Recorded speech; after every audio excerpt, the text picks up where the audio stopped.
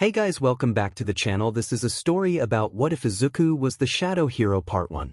If you guys enjoy this what if and want to see part 2, comment down below and let me know before I start. Please do support for more awesome content and leave a like, and don't forget to subscribe to my channel and also share this video with your friends and check out the description in my playlist. The author of the story, the 𝗵𝗃 from WhatIf. So let's start the video. Third POV. Izumi Midoriya, who was 14 now, was spending time with his girlfriend for almost 2 years now. Izuku was so happy that he had followed the scream that day all those years ago and had found her. She has made him start loving himself more and decreased his self-hatred issues. Izuku, even after years of being with his father, still had self-hatred issues due to his green hair and green eyes that reminded him of his mother, but after a while, with Stella's help, Izuku's issues had decreased due to her positive reinforcement. There are some days where they make reappearances, but Izuku was doing much better and Stella always made sure to support him whenever she knew he was having issues. Most of his mental issues had been addressed since Izuku had made his appearance in Hisashi's life at the age of 9, and Izuku knew he would never replace his father ever.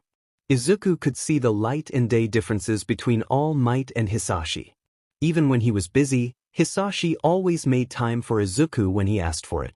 Izuku has also spent time helping Stella train, and Hisashi has even helped her.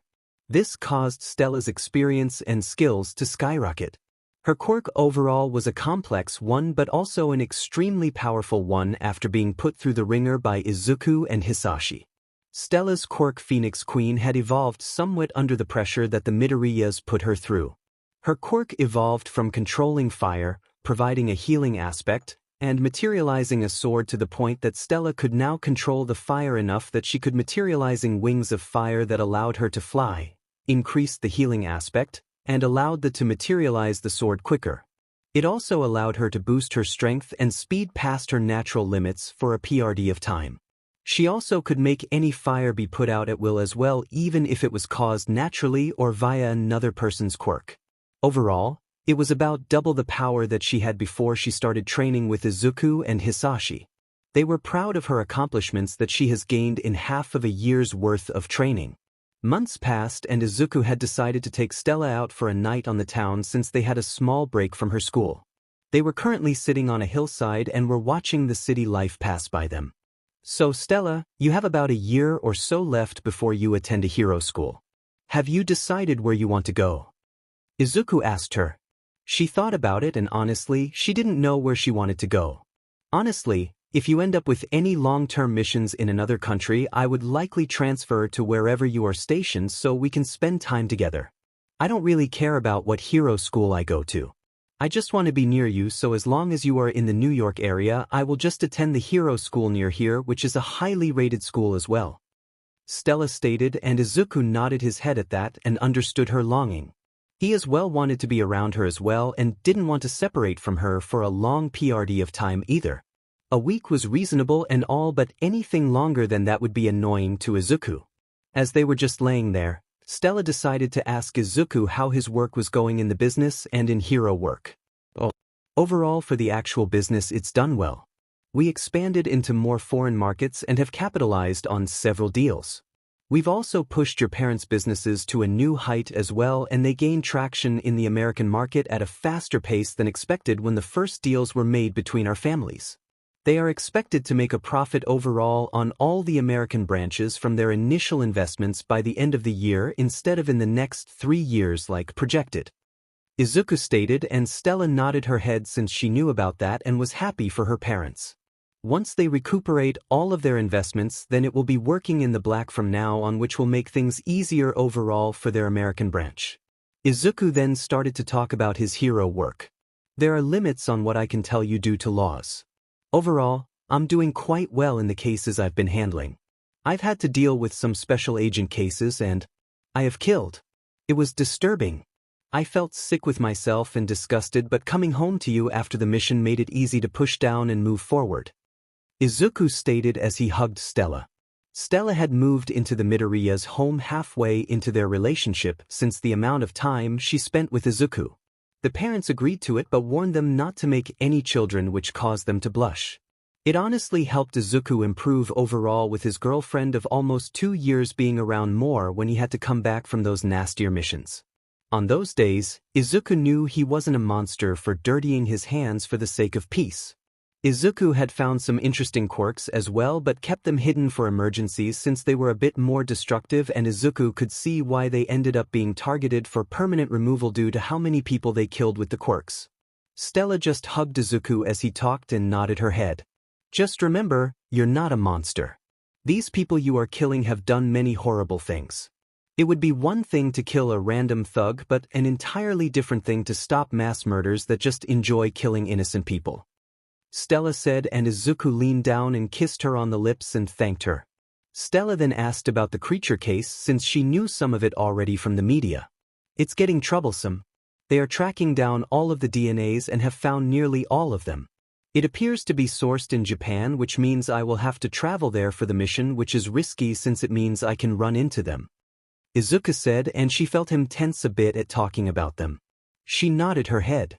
Just remember, if the case turns into a long one, then I will just transfer to Japan so I can spend time with you and all, Stella stated, and he nodded his head at the statement. Izuku just really didn't want to deal with them, but the more he and the commission dug into the case, the more it looked like he was going to be returning to Japan for a long-term mission, since he doubted a case like those creatures would be simple and easy to solve since it took them this long to even track the source of where they were being created to down to one DMN country.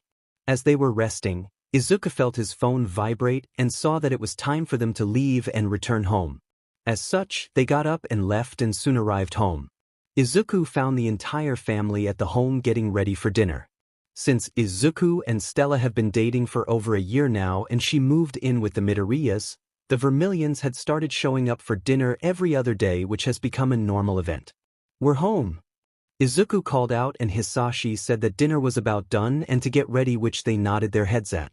Soon dinner was ready and they all found themselves at the dinner table eating dinner and talking about different things.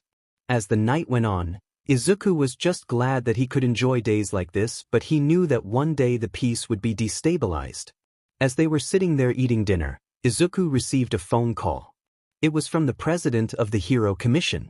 Izuku looked at his father, who nodded his head, and Izuku just answered the phone there at the table. "Hello, sir. I'm having it.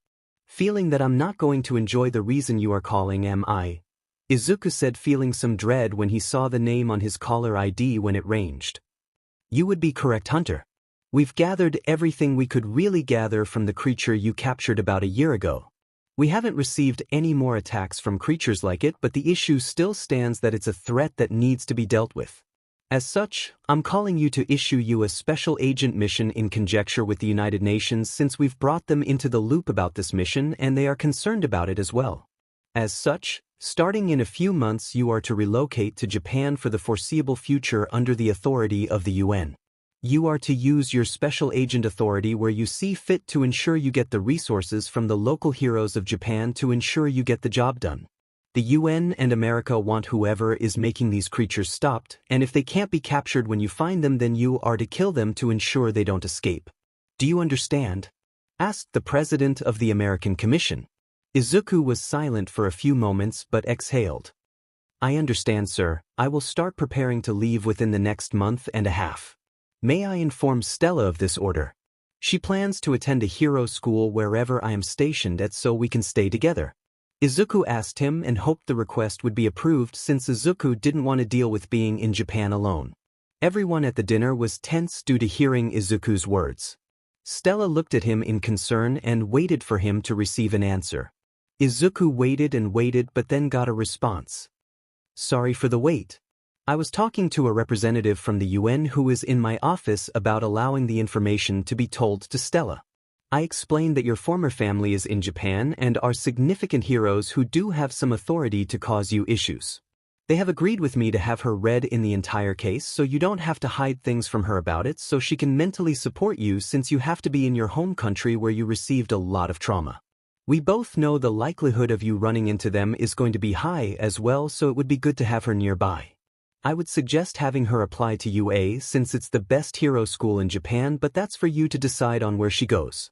If you want, I can do a recommendation for her to UA, or she can take the general exam. I know she's powerful enough to beat either exam." The president of the commission stated and Izuku thanked him. Izuku then looked at Stellar. I'll let Stellar know of your offer to recommend her to the UA Hero course in Japan and our plans to move to Japan for the foreseeable future. Izuku said so she would know the location of where they were going. I'll reach out to you in a few days with the decision since I know the paperwork for UA will need to be sent in soon, Izuku stated. He talked a bit more before ending the call. So, yeah, looks like we are going to Japan if you still want to go with me since I'm being stationed there for the foreseeable future. Izuku said as he looked at her and she just quickly responded. Of course I still want to go with you. I without a doubt will go with you no matter what now, since you have to be near your previous family now. I can already foresee the future headaches that you are going to have now. She stated and Izuku nodded his head. Old man, would you mind buying me a property in Japan? Actually, let's put it under Stella's parents' name or something so if they do figure me out they will have some trouble tracking me down. Izuku stated and they all nodded their heads. That is a good idea. Anything to delay them finding you will be helpful. I think it might be a good idea to also buy a gated house so they can't just walk up to the house and have to go through a fence and a gate. If they go over it then they would be breaking and entering and you could cause legal issues for them as well. Hisashi stated and Izuku nodded his head at that idea. Izuku really didn't want to deal with those people but he knew he would likely have to no matter what in the end.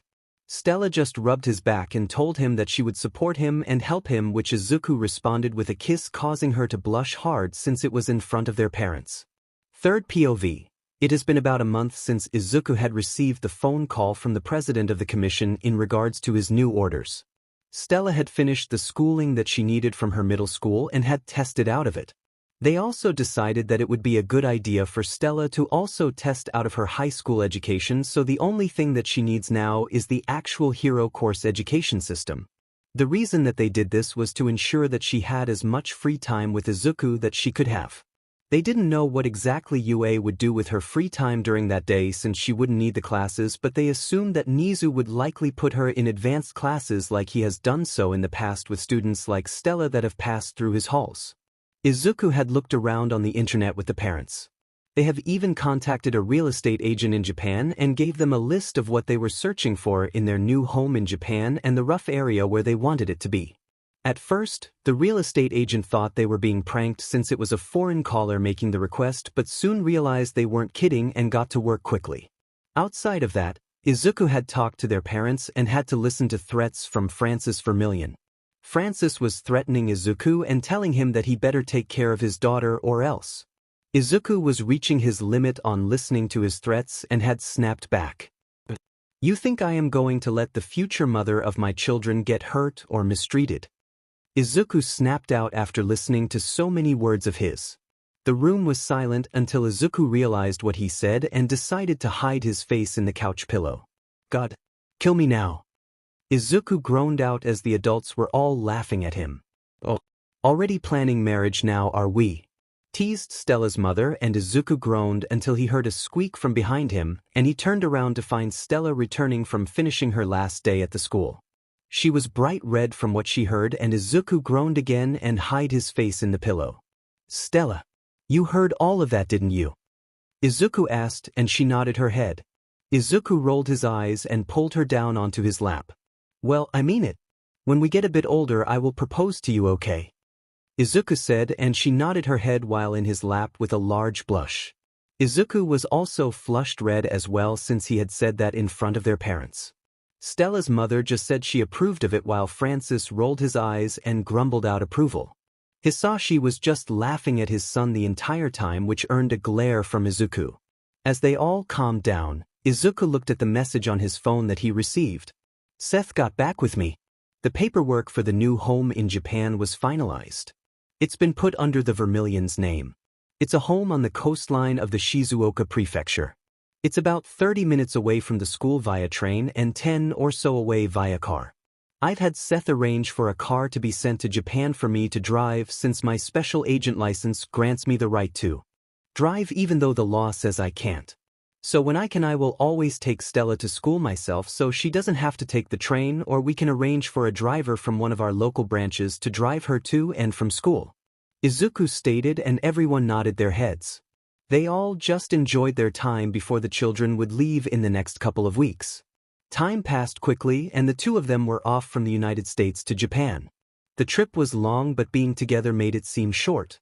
As soon as the plane landed, a car was driven up to them. It was a blue Mercedes-Benz GLC that was nice and clean. Now you would think that Izuku would be riding in a sports car or something, but that wasn't honestly the Midoriya way. No, they were more about efficiency and the ability to meet their needs, which this car did.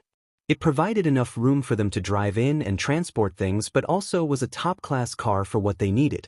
Izuku opened the door and allowed Stella into the passenger side. She looked at him and asked him if he actually knew how to drive.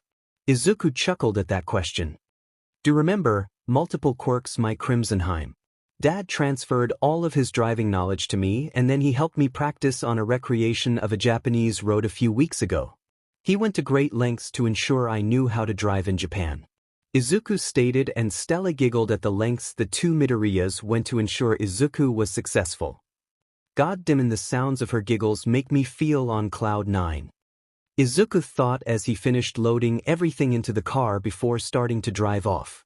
After about 40 minutes from driving from the airport, they soon arrived at their brand new home that Izuku had spent the time finding. I hope you enjoy our new home. I spent some time trying to find something that would give you a feeling of traditional Japan but also still have the modern conveniences that you enjoy so much. Izuku stated as they came upon the home. Stella was amazed at the home that she saw as they drove past a gated fence area. If the Yagis or anyone else wanted to get to them, then they had to break into the property or use a quirk to illegally enter, since Izuku had paid someone to fence the entire property in before they arrived. They owed several acres of land around the home as well, so no one could use the excuse of accidentally crossing into their land since it was all fenced at the property line. Izuku parked the car in the garage that was on the driveway that leads further to the main house building. The garage could fit around 3 full cars and had some other rooms in it for storage.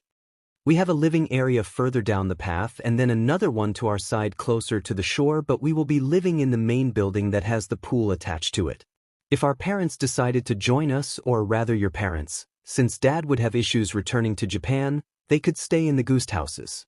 Izuku stated as he pointed out the 2 other buildings that were on the land that they owned. Stella nodded her head and they made their way into the home. The home, living room with dining room, kitchen, outside kitchen, dining table and open-air pool, main bedroom and bathroom on the top floor. Overall, Stella loved the home and enjoyed the more traditional Japanese feeling of the style of the house, but it still provided many modern benefits that she enjoyed. Though she was curious about the bathroom that was connected to the main bedroom. Then she realized that there wasn't really a door blocking the sight. She turned to Izuku, who had a massive blush on his face. Sorry. Just tell me whenever you are wanting to take a shower and I will avoid our bedroom, Izuku said, and then she realized it. They were both alone in a new home together with no one else. It was as if they were newlywed couples. This caused her to blush hard and Izuku just rubbed her back since he had a good idea of what she was thinking about. Izuku did point out that the other bathrooms had a bit more privacy with them on the lower floors if she wanted to ever use those. He also pointed out that she didn't need to sleep in the same room either, even though they had been doing so for the past few months. She just shook her head and said it was fine and that it was just embarrassing to realize everything, which he chuckled at. Soon they finished unpacking the things that they had brought and decided to go out to shop for clothing and some other things since they only brought the bare minimum for the home from America. Izuku also set for a delivery of food to be delivered by a local food service company. We have about 5 hours before the company arrives to deliver all the food I ordered to stock the home. So we can go now to get new clothing or wait until tomorrow, since I don't know if you want to get out later after all the food is delivered. Izuku stated and asked her question, and she thought about it and decided she wanted to go out now so they didn't have to waste time tomorrow doing it. Izuku nodded his head at her, and after a handful of minutes they got in the car and drove off to the shopping mall. Soon they arrived at the mall and entered it.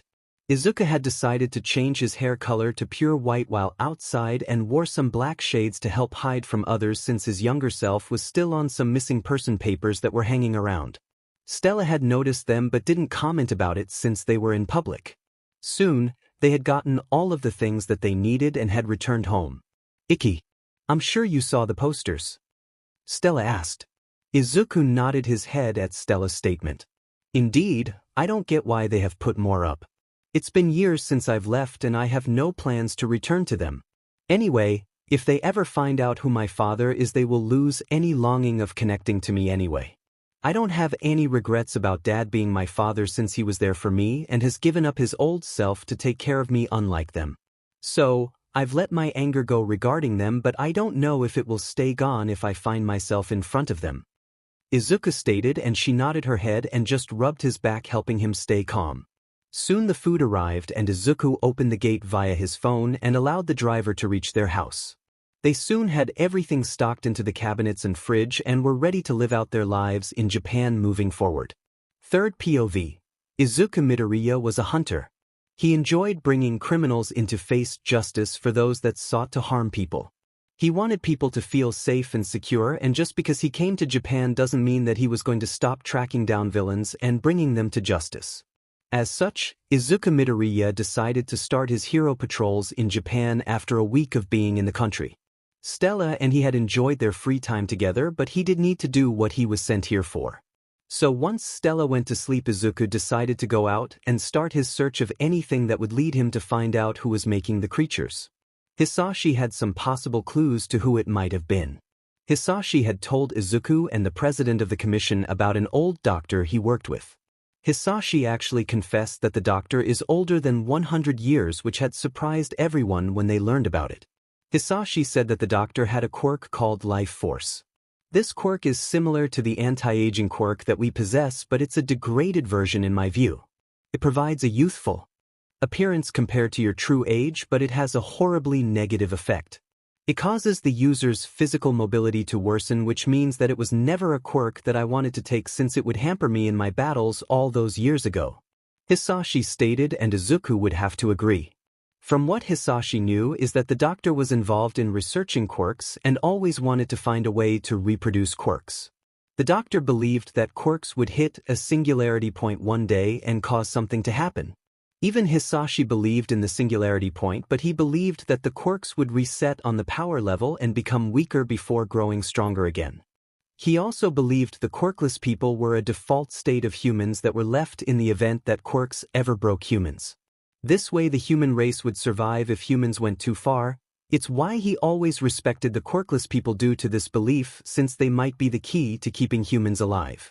Hisashi didn't think that the doctor had made a breakthrough in duplicating quirks, but it appears that he may have found a way around it through a bastardized version of it. It's a good thing he never knew about Izuku's quirk, since it would have proven his theory possible. He never knew of Izuku or Inko. Hisashi had said in that meeting, and Izuku was glad the man didn't know about him either, since the doctor might have tried to take Izuku for experiments. Though, regardless of Izuku's personal feelings towards the doctor and his past work for his father, Izuku knew he would arrest the man since the man was a threat to the world with his experiments. At least I have a point of reference to start searching for. Izuku thought as he was jumping from roof to roof during the night. As he was moving through the city, he noticed someone following him. He used his crows to keep an eye on the individual and cursed when he realized who it was. I didn't think I would run into someone from my past so soon. Izuku thought as the person that was following him was none other than Eraserhead Aizawa Shoyuta, who was Izuku's uncle. Izuku came to stop on a roof edge and waited for Eraserhead to get close to him. Eraserhead came on the roof and slowly walked towards Izuku. "Hello, Eraserhead," Izuku stated, which caused his uncle to tense. "Oh, you know of me?" Eraserhead asked, prepared to attack. "Indeed I do. You are quite a good underground hero. Apologies for disturbing your patrol routes, but I am here under assignment hunting an organization down," Izuku stated, and Eraserhead was confused about who this individual was. "Who are you?" he asked, and Izuku chuckled. "Not a surprise you don't know me. I am a hero from America after all. I am the shadow hero, Hunter," Izuku stated as he jumped off the roof and disappeared via his shadows. Eraserhead came to the edge and saw him gone and cursed. "The shadow hero, Hunter. He sounded young though," Aizawa stated as he decided to move on with his patrol. Izuku then came out of the shadows and watched his uncle move away. I handled my emotions quite well for seeing him, but he didn't really cause me issues. He just wasn't around for me is all. Izuku thought as he jumped away in the opposite direction of the way his uncle went. Soon, Izuku went through several small-time criminals and questioned them if they knew of any organizations engaging in human experiments, since he didn't want to say the doctor's name and give his hunt of him away if he somehow had a way to keep watch on people that knew about him. So far Izuku had struck out the entire first week of hunting, but he expected that in all honesty and would need to expand his search zone slowly but surely until he got a lead. He did create a small uproar in the police department since they believed that Izuku was a vigilante because Izuku didn't stick around after ensuring the police were given the criminals. He wasn't required to as a special agent. He just filed his reports with the UN and they would handle everything on his behalf because they didn't want him wasting his time with the local police unless he was requesting their support in the mission, and he wasn't going to do that anytime soon until he had a lead on where to start looking at. As such, that is how Izuku kept going about his days and kept striking out. However, a special little event happened about 10 months or so before the start of UA entrance exams. Izuku was on the streets walking with Stella when he heard an explosion coming from the distance. They decided to check it out and see if Izuku needed to get involved, since he could easily use his quirks and the shadows to transform into his outfit without any issues. As they approached the area, they saw none other than one Bakugo Fing Katsuki in the hands of a villain that was trying to kill him while using him to destroy some buildings around them. The heroes on site weren't really doing anything except for Backdraft, who was trying to keep the fires from spreading to more buildings and endangering people. The other heroes were just standing around doing really nothing, even though Izuku saw multiple ways for them to get the situation under control. 𝗵𝗲 could have used his branches to get Bakugo after wetting them with Backdraft's help for a few seconds and then pushed past the explosions from Bakugo to grab him. Mountain Lady could have leaned down and picked the villain up. Of course, she would get some damage from Bakugo's explosions, but it would put an end to the fight. Death Arms could have moved to the top of the buildings and looked for a chance to jump down and attack the villain. They could have thrown something into the villain's eyes, causing a gap in the attacks, since he would be blinded for a bit and couldn't attack or redirect Bakugo's arms to attack others. However, they were not doing any of that. Instead, they were just standing there letting the idiot die. Izuku could also see his half-sibling and Todoroki standing in the crowd shouting for Bakugo to hold on. Then Izuku heard it. One of the heroes said they needed to wait for someone with a better-suited quirk to come and help, and this just annoyed Izuku to no end. "Stella, I'm going to help even though it's them. If I turned an eye, then I'm no better than they are," Izuku stated as he stepped into a shadow, and she nodded her head as she sat at a table at a little cafe watching. Izuku quickly transformed into his hunter outfit and had a few of his crows in the air above the fight. Izuku always kept a large number of his crows in his shadows since he found that he could store things in it and they wouldn't age or expire. Izuku was amazed when he discovered this out with his 𝗳𝗵𝗃𝗃 quirk. Anyway, back to the actual problem at hand. Izuku came out of the shadows and waited for a good time to strike. When the villain turned to the side a bit, Izuku darted out and everyone saw him but the villain until it was too late. Izuku got up close and used his shadows to grab Bakugo and yanked him out. Once he did that, he jumped back with Bakugo and handed him off to the other heroes. They were trying to figure who he was, but Izuku just dashed back towards the villain, who raised a tentacle and smashed it down towards Izuku, who just dodged to the side and pierced the villain with a shadow 𝗳𝗵𝗃𝗃, but it just didn't do much. Izuku though wanted the villain to let his guard down as Izuku jumped back and the villain attacked, but at that moment Izuku yanked his 𝗳𝗵𝗃𝗃 back and made them pull the two eyes out and into his hands, which caused the villain's body to break apart, since Izuku had guessed as the only actual solid part that they were required to keep the body together. Right after Izuku did that, All Might arrived on site and crashed into the ground looking like he was going to attack the villain, but Izuku had defeated it already. Everyone was stunned to see the villain defeated so easily, but also to see All Might late to the party in a sense. Izuku just rolled his eyes under his mask, though none of them knew that. Izuku handed the villain's eyes to the police officer, who was about to ask who he was, but Izuku just disappeared into the shadows near them. Everyone was shocked and stunned. Izuku then came out of the cafe and sat down with Stella without anyone even realizing he came out of thin air, since he exited the restroom from inside of the building, which made everyone none the wiser. Stella rolled her eyes at his dramatic display and Izuku just chuckled. The two of them sat there as the heroes and police were looking around for Izuku, but they couldn't find him. Even All Might saw no signs of where Izuku went, so they had to give up. You know they are going to assume you are a vigilante, right? Stella said, and Izuku nodded his head. Doesn't matter, whenever they try to arrest me for it, I just need to show my hero license.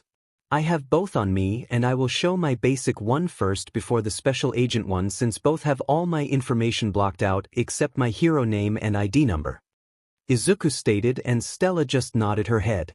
Izuku asked her if she was ready for the UA entrance exam since she decided against doing the recommendation exam. She wanted to show off her own strength and not be told she got in due to connections or money. I'm ready as I can be, but I'm going to keep training with the 10 months or so that we have left. If you have any time, could you help me get a bit better? She asked him, and he nodded his head. I will always make time for you, my 𝗵𝗃. Izuku teased, and she blushed a bit and smacked his side, which just earned a laugh from him. Both of them got up and soon left the cafe since they decided it was time to return home for the day. As they walked away, they ended up walking right by All Might in his skinny form, Izumi Yagi, Katsuki Bakugo, and Shoto Todoroki, who all didn't realize that it was Izuku but tensed up when they all thought they heard Izuku's voice but couldn't see him anywhere since Izuku and Stella had already disappeared in the crowd. They all talked to each other and confirmed that they all thought the same thing.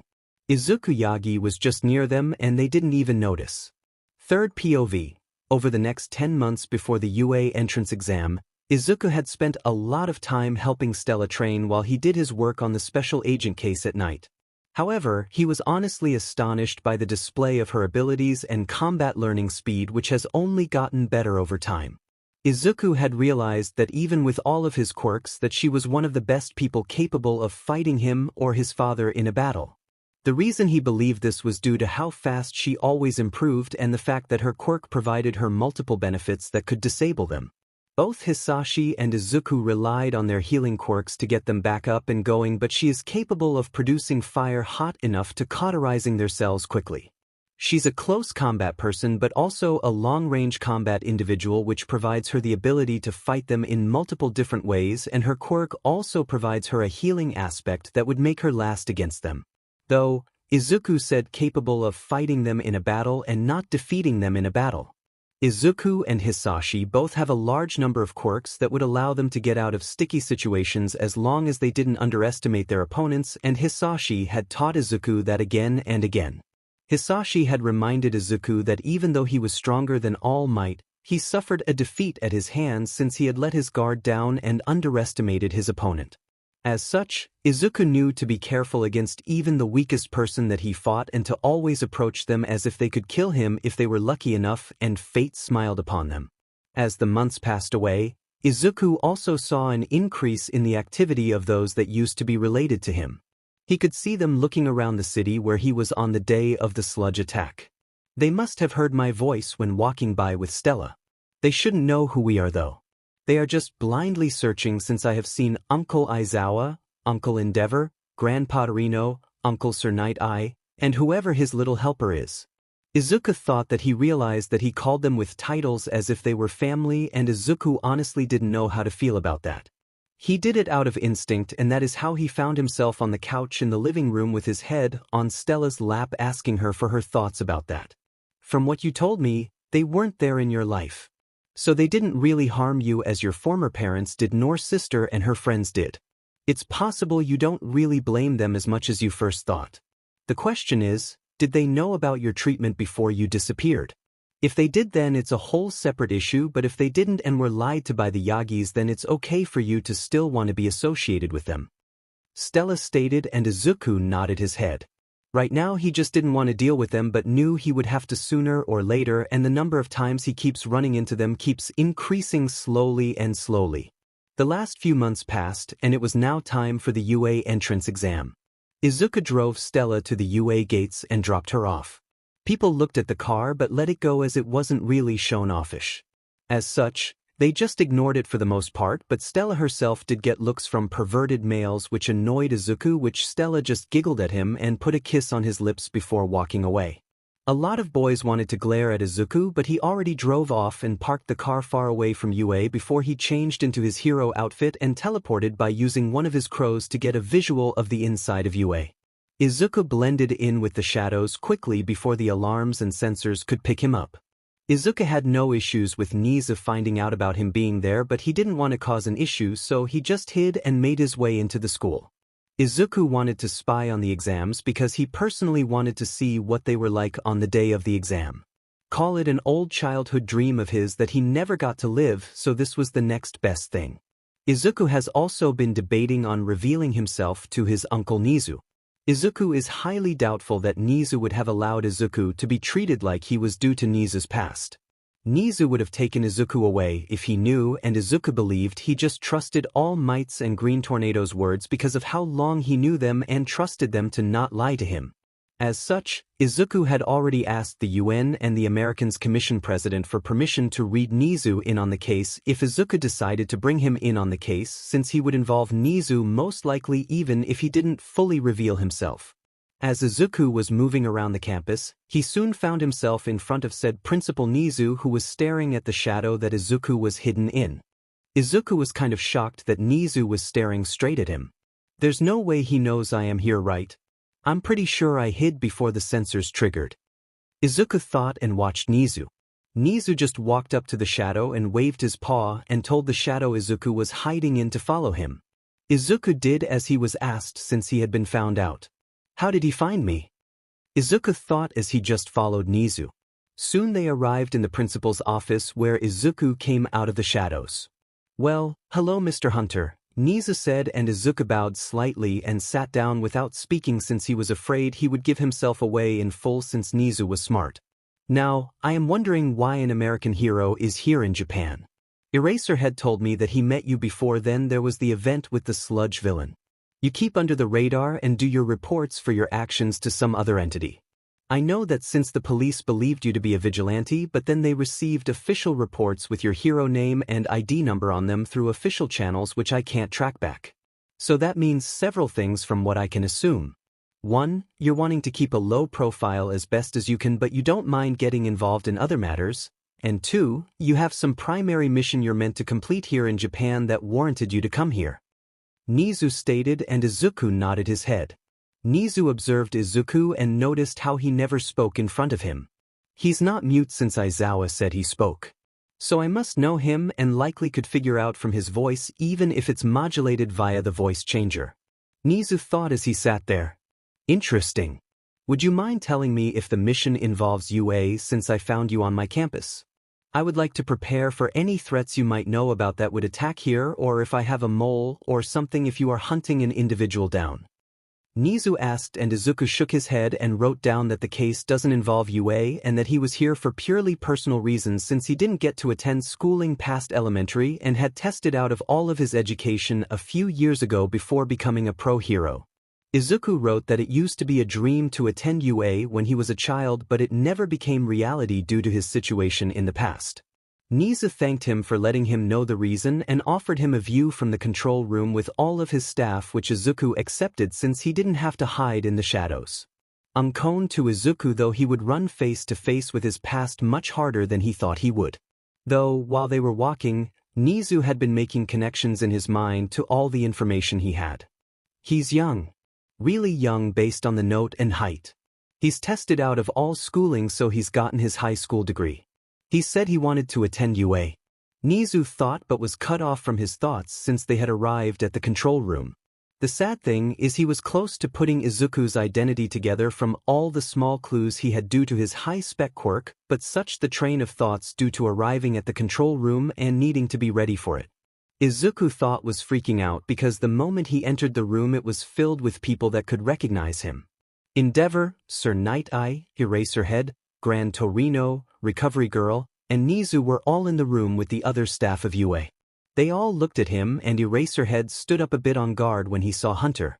𝗍𝗫 waved him off. "Everyone, this is an American hero who is just visiting campus.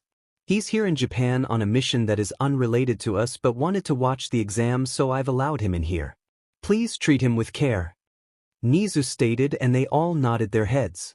Some tried to talk to him and Izuku wrote out responses that confused Aizawa, who questioned him about it. Hunter. The last time I ran into you, you were completely able to talk, so why aren't you now? Aizawa questioned with a raised eyebrow. Izuku just didn't know what to say, so he shrugged his shoulders. Then, that is when Izuku tensed up as the door opened, and in came Green Tornado with all might. 𝗵𝗃, what are they doing here? Izuku thought, and then he realized Izumi Yagi, Katsuki Bakugo, and Shoto Todoroki would all be taking the exam today, and he had forgotten about them. Oh dear God. That means my 𝗵𝗃 will have to deal with them. That's just fantastic. Izuku thought, and Nizu noticed how Izuku had tensed but put it aside in his mind for now and would come back to it later. All Might greeted everyone and had powered down, not realizing Izuku was in the room since he just blended in with everyone. All Might, you idiot, we have a guest with us. Endeavor shouted out and pointed to where Izuku was sitting. All Might freaked out and didn't know what to do. Izuku though was enjoying the show. Take that, you butt. I am so enjoying the sight of you freaking out.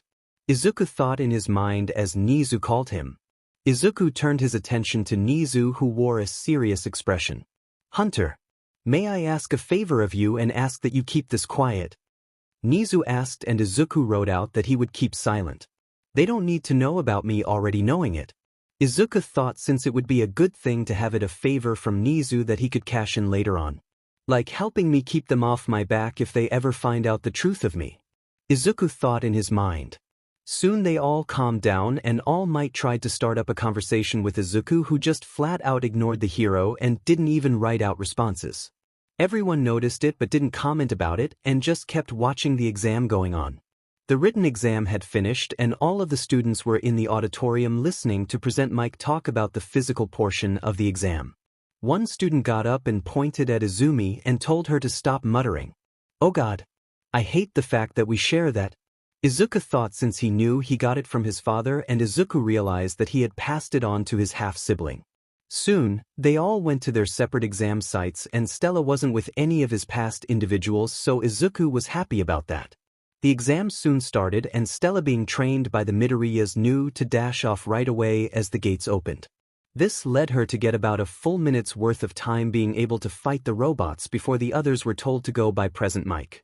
There is no go in the hero world. He yelled out and they all got running. Izuku just chuckled in his mind at all of them. About half of the time had passed and 𝗧𝗏 was topping the charts in points. She's even received a few rescue points from destroying a robot that was about to attack another person from behind. The people from Izuku's past, sadly, were doing good and would end up passing. They were all high-ranked, but 𝗧𝗏 had far more points due to her abilities. Then Eraserhead spoke up. I want the girl called 𝗧𝗏. Overall, she's amazing, and if she ever loses control of that powerful quirk for some reason, then I can stop it easier than Vlad could. Overall, I doubt she needs quirk training but heavier focused on quirkless combat, since she seems to be far more quirk reliant, and then she needs the training in the other aspects of being a hero as well. Aizawa stated, and Nizu agreed with him before Vlad King could say anything. Soon, the 0-pointers were all out and about when Power Loader spoke up about one robot going haywire. In zone number 3, which was where Izumi was located at. Everyone looked at the screen to see Izumi trapped by a boulder that had pinned her leg and likely broke her ankle, which meant she couldn't escape. Even with her quirk being telekinesis like Inko Yagi's, it wouldn't do Izumi any good since she was clearly exhausted from the exam. There was also another girl there as well, trapped. Izuku wondered why she didn't use one for all to get herself out, since she should have been training since young to receive it.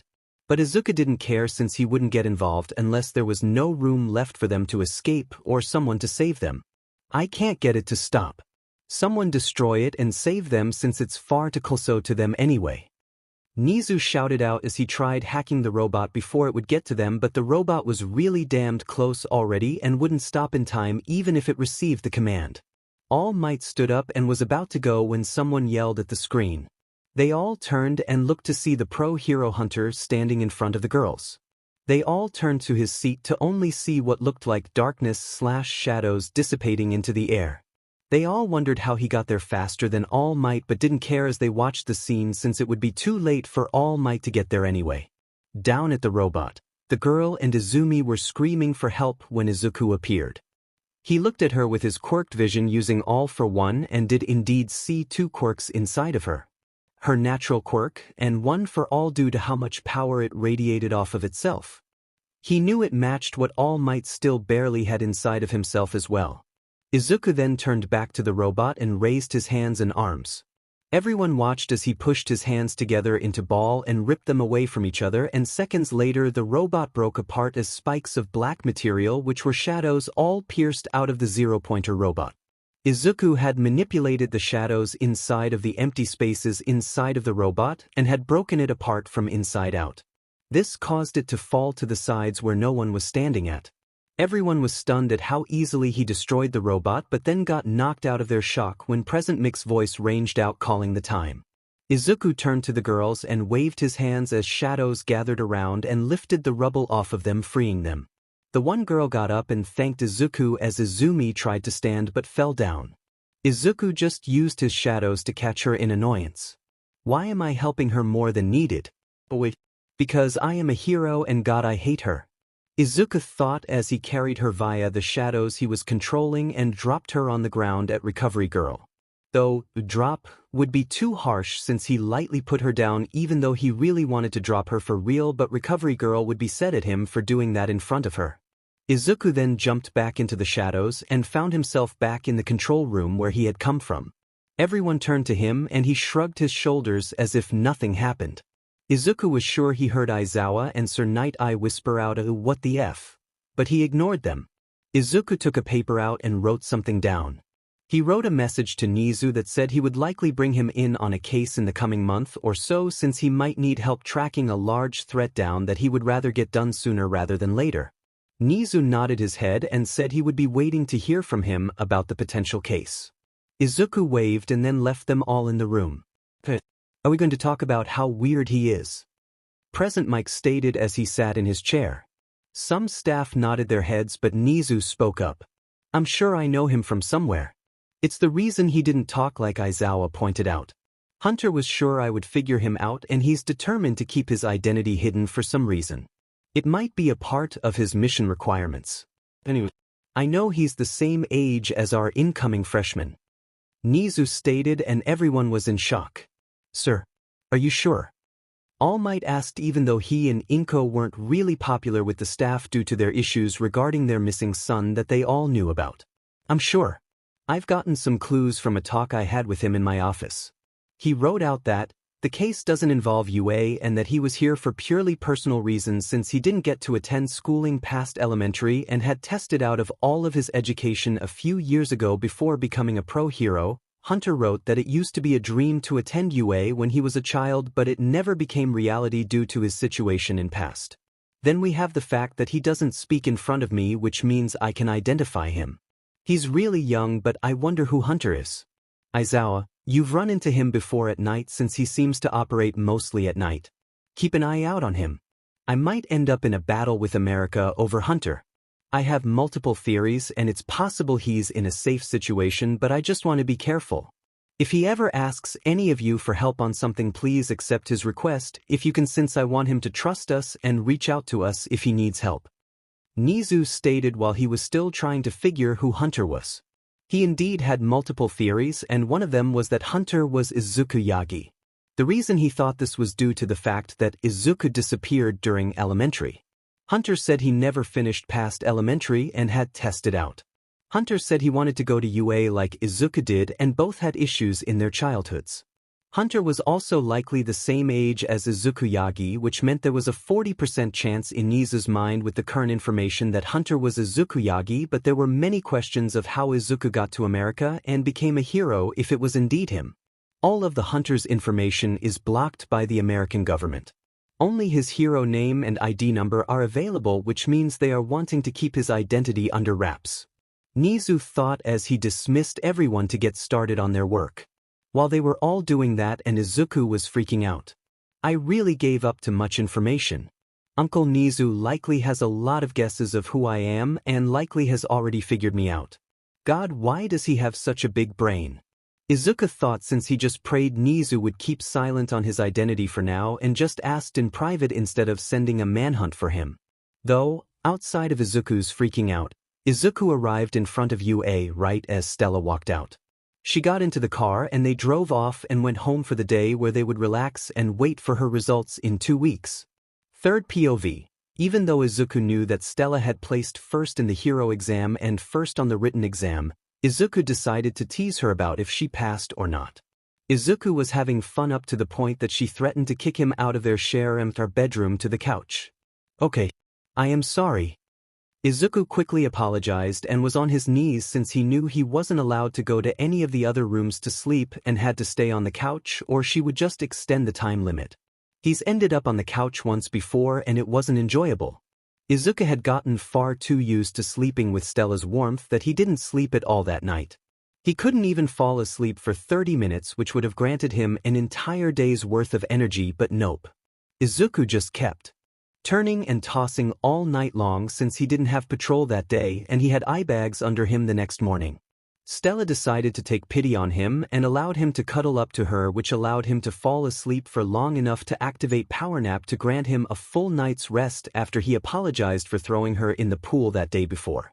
Izuku learned that once the threat came out about sleeping on the couch, then Stella was at her limit with him teasing her or whatever he was currently doing. It wasn't limited to just teasing her either. If he were doing something really idiotic, then she would threaten him with sleeping on the couch. It became an extremely powerful tool for him to use against Izuku and they both knew it. So, would you like your results or wait for the next few days when it should arrive? Izuku asked and she decided to just wait, and that is what they did. The next few days passed and the results arrived at the P.O. box that they had registered in her name so that the school didn't know her exact address. It would provide one more layer of protection from them tracking them down if their connection got out. Izuku had stopped at it on the way home from an early morning patrol since he's noticed some decreases in villain activity and he decided to look into it, but he didn't find any of them. It was as if all the villains were slowly disappearing. Izuku placed the results on the table and had made breakfast for his 𝗵𝗃 and woke her up once it was done. As they sat down and ate, Stella opened the results and Izuku's mood was ruined. "I am here to deliver the results," yelled out All Might as he was on the screen. "Hello, young Vermilion. I am here to congratulate you on passing the written exam with 96%, which is the highest result in UA history," stated All Might, and Izuku kissed her on the cheek. "Good job, my 𝗵𝗃," Izuku said, and they kept listening into the device. Outside of the written exam, we also have the results for the physical exam. Once again, you scored first place in the physical exam with 192 points, which means you are 10 points higher than my personal record. This also means that you are the class representative for the entire first year's class. All Might stated, and then it provided more information like she was in class 1A. The projections soon stopped and they talked about the results. Izuku warned her that the people from her past were attending that school as well since he saw their results and the without a doubt passed. There was also the issue of All Might and Green Tornado teaching at the school moving forward. Izuku overall believed them working there would open the school to being targeted by villains that want to take shots at the hero's reputations, since attacking UA and All Might and not even succeeding would still be a hit to the hero's reputation. However, he wasn't going to reveal himself just to beach them out over the idea of All Might working there. "Stella, if something ever happens, then reach out to me via text. If there's any trip off the main building, then text me the location so I can check in on it with my crows, and if something happens I can come. I'm not really concerned about the main campus, but I just want to be safe, my 𝗵𝗃, because something doesn't feel right with the criminal activity recently." Izuku told her, and she agreed to alert him of any trips off campus. Soon, they just went about their day with some light training and then relaxed since she would be starting school in about a month. Izuku asked Stella about her outfit that she would wear, and he was a bit annoyed about the skin being shown. If Izuku had his way, no skin would be showing, but he didn't want to be controlling, so he kept his mouth shut and Stella could tell. "You want to comment, don't you?" Stella asked him, and he nodded his head.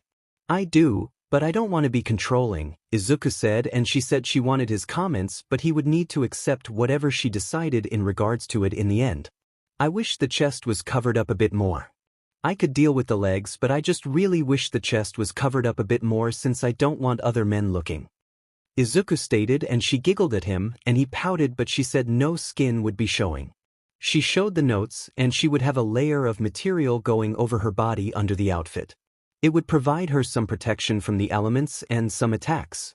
It's also meant to be tear-resistant in the event that everything else gets removed from me.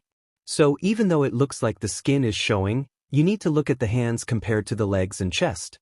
It's two different colors but slightly. It won't be directly showing any skin in the legs or chest area and only the lower arms. 𝗧𝗵𝗲 stated, and Izuku said he was completely happy with that since he didn't see the notes about that. Izuku did make a comment about killing any perverts that dared previous on his 𝗵𝗃, and she just fell over on the couch laughing at that, which earned Izuku just pulling her onto his chest into a cuddle. Soon the start of UA had arrived and 𝗧𝗵𝗲 got up and dressed in her uniform, which Izuku admitted that he found attractive. She just jabbed him playfully in the side at his comments, but he just smirked and lifted her chin slightly and kissed her. Izuku wasn't in his hero outfit or anything today. Instead, he was just in a business suit that made him look a lot like his father. 𝗧𝗵𝗲, you know how you always thought you were like your mother? I think you look far more like your father just with green hair since you stopped adding white in now. Your hairstyles match more now and you have grown out of most features that look similar to that woman. 𝗧𝗵𝗲 stated, and Izuku smiled a bit and thanked her. Izuku looked in the mirror and did realize that if his hair and eyes were white he could be mistaken as a carbon copy of his father, and that made Izuku extremely happy. 𝗧𝗵𝗲. What do you think would happen if they find out my identity and I just quickly turn my hair and eyes white in front of All Might? I think it would be a fun sight to see if he mistakes me for my father. I kind of want to see his reaction. Izuku said with a smirk. 𝗧𝗵𝗲 just rolled her eyes at him and sighed. Just be careful with All Might. Remember to not let your anger consume you or you will sleep on the couch, 𝗧𝗵𝗲 said as she pinched his side, and he gave in and said he would be careful. Soon, Izuku drove 𝗧𝗵𝗲 to UA and dropped her off. Izuku was going to the local office branch today to do some work and check in with how the operations are going for their Japanese businesses. 𝗧𝗵𝗲, on the other hand, soon arrived in the classroom of 1A. She entered the room to find Shoto, Todoroki, Katsuki, Bakugo, and Izumi Yagi.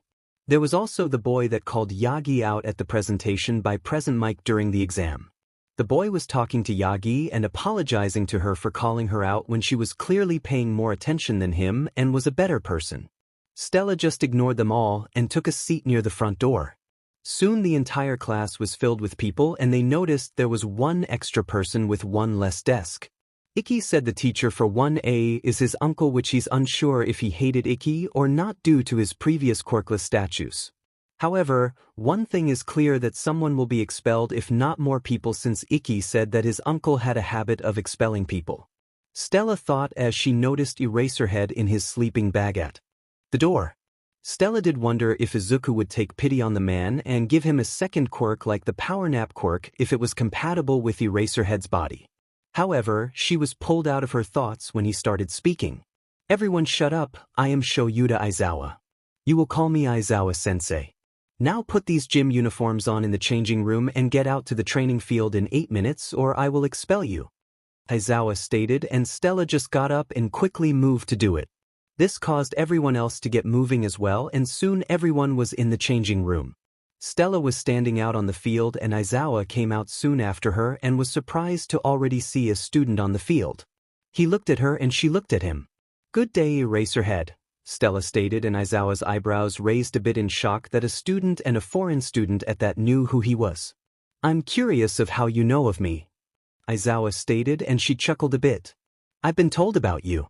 Though, I wonder if you will live up to the hype he gave me. We can only see sensei, 𝗧𝗵𝗲 stated, because in all honesty, she hoped Izuku had more family that loved him than just Hisashi. Izuku was unsure of Aizawa since he never came to help him, but he always did send birthday cards every single year. Izuku himself honestly hoped the man wasn't like his previous parents, but Izuku was afraid to break the mental image that he has of his uncle, who he thought was cool since 𝗬𝗍𝗄 fought nearly quirkless all of the time. 𝗬𝗍𝗄 was about to ask who told her, but the other students came out and he kept his mouth shut, but he was watching her more closely now. Soon, they started doing tests and 𝗧𝗵𝗲 had to do the ball throw first because she scored first place in the exam. Everyone watched her as she walked up to the circle and took the ball. She powered her quirk up to fuel steam and controlled some fire around the ball and just threw it and it blasted off into the sky. It burnt the ground around her and you could smell the charred ground. 𝗬𝗧𝗏 was surprised at her quirk usage since it was even more than the entrance exam. She held back in the exam but went more out here. No, she was more controlled in the exam and this was more brute force to get a further distance. 𝗬𝗧𝗏 thought as he watched the number increase and increase. It soon finished and the ball had gone far enough that the distance was large enough to have made it to China's coast. 𝗬𝗧𝗏 showed the score and people were shocked. Then someone talked about how the test was going to be fun, which 𝗬𝗧𝗏 got annoyed at and stated that whoever ended up in the last place would be expelled. The girl with the zero-gravity quirk named 𝗬𝗏𝗃𝗃 stated that it wasn't fair. Before 𝗬𝗧𝗏 spoke up though, Stella did. Fair? Is the life of the quirkless people fair? To be beaten and neglected by their own family. To be neglected by everyone that is meant to take care of them.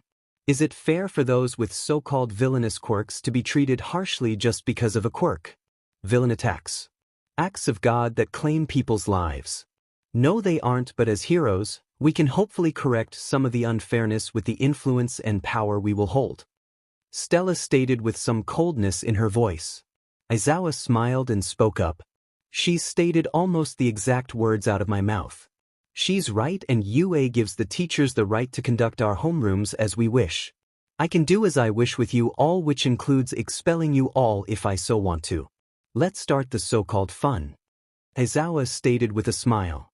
The people that had harmed Izuku in his life all flinched, and Stella had noticed the Yagi's adults hiding behind the building side watching the class as well. Stella just had a light smile on her face as she moved back to the group of students but glared at the pervert that was looking at her and the girls. After a while, they all finished the tests and 𝗬𝗏𝗏-sensei showed the results. Stella placed first with Todoroki second, Yaoyorozu in third, Yagi in fourth, Bakugo in fifth, and so forth. Mineta ended in 21st place. 𝗬𝗏𝗏-sensei looked at him and told him he was expelled. Mineta tried to scream and protest. I didn't even get to touch the girl's boobies yet. Mineta stated as he tried to touch Stella, but she turned her quirk on, burning him with first-degree burns. Ow! He yelled out as he felt a fabric wrap around him. 𝗬𝗏𝗏 had grabbed him and was glaring at him.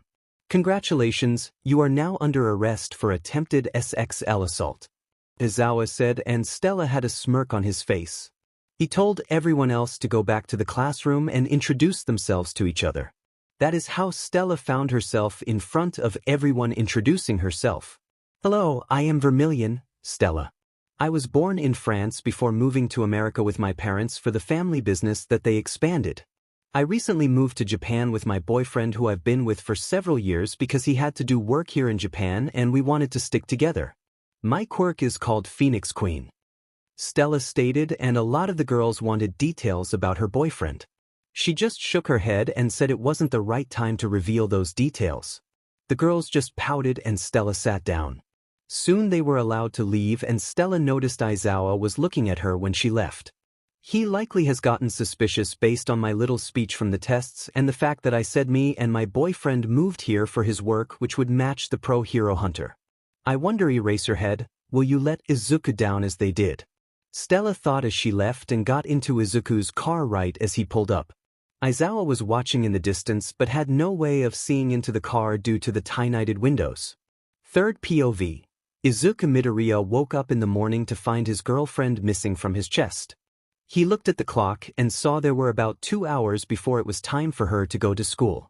He got up and decided to look for her, and the first place he looked was the bathroom, and he found her there standing completely naked, and he froze.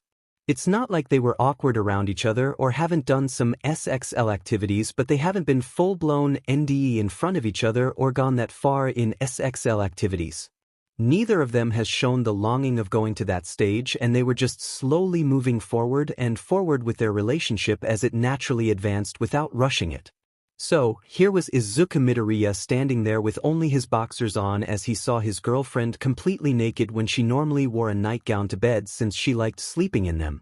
Stella turned around since she finished drying her hair to find her boyfriend standing there almost naked, but then she realized she was completely naked since she got out of the shower.